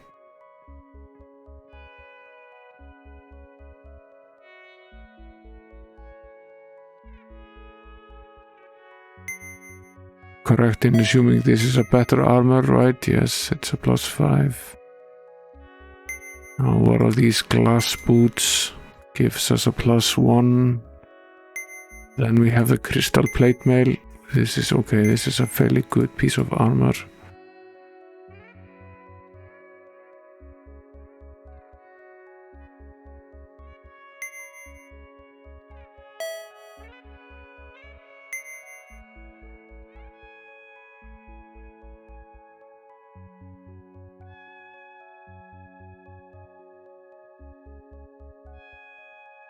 Remove this. Equip this instead. I think this was actually decent as well. What is the thief now? He's at 13. We remove this and equip this instead. Where are we? He's at 15. That's definitely better.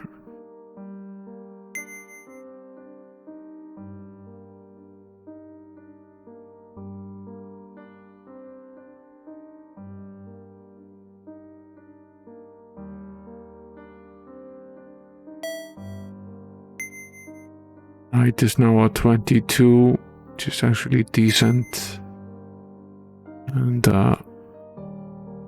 potentially we can give this brass plate mail to the paladin, who is currently at 17. We remove this and equip this instead. Where are we then? It's a 19, that's an improvement.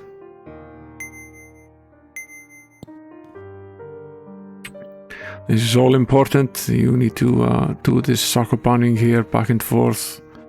Try to improve everybody as much as we can. Even if it takes a little time. Sell this scale armor here.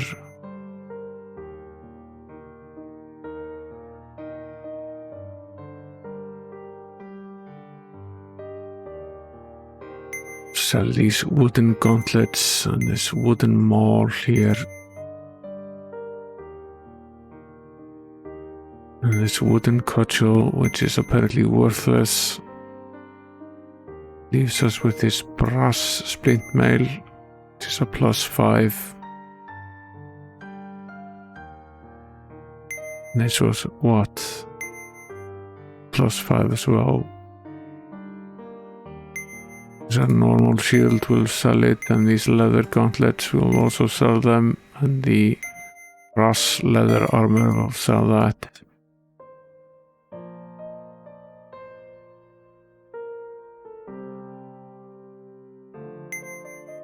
Get rid of this leather armor here.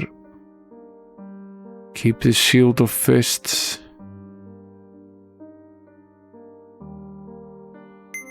How are we doing now? If we do a quick inventory of everybody, what is the status like?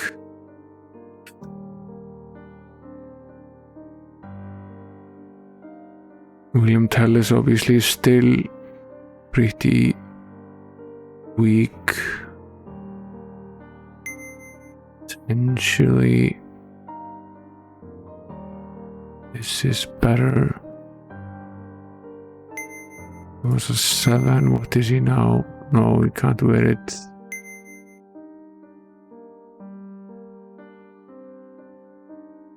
As I remember, they can't wear a shield either. Oh, they can't. Okay, fine. Fine.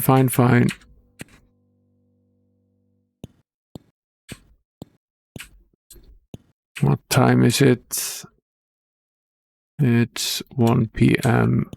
So have a little rest here. Go spend some money. Yes.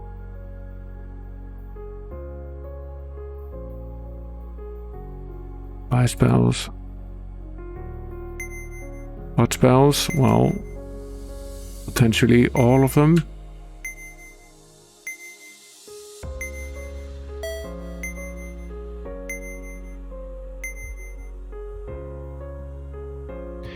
We've learned all we can teach you. That's what we want.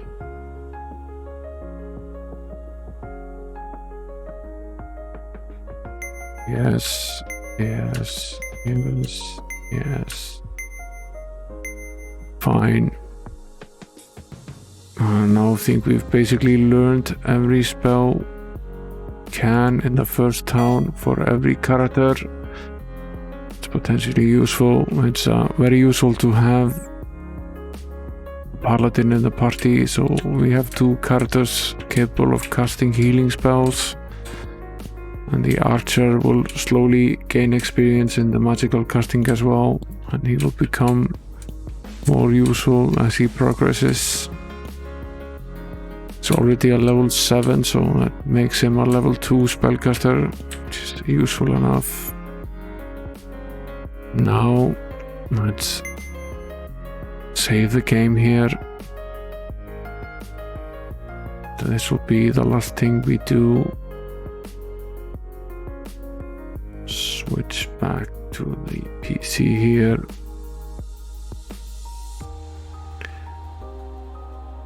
So thank you guys for coming tonight. We will continue this journey next Saturday.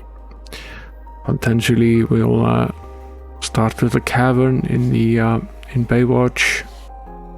Finish that one up and figure out this puzzle with the seashells, and then we'll probably finish the little that we have remaining in mapping the areas on the first isle. We will probably pick up the walk on water spell soon enough,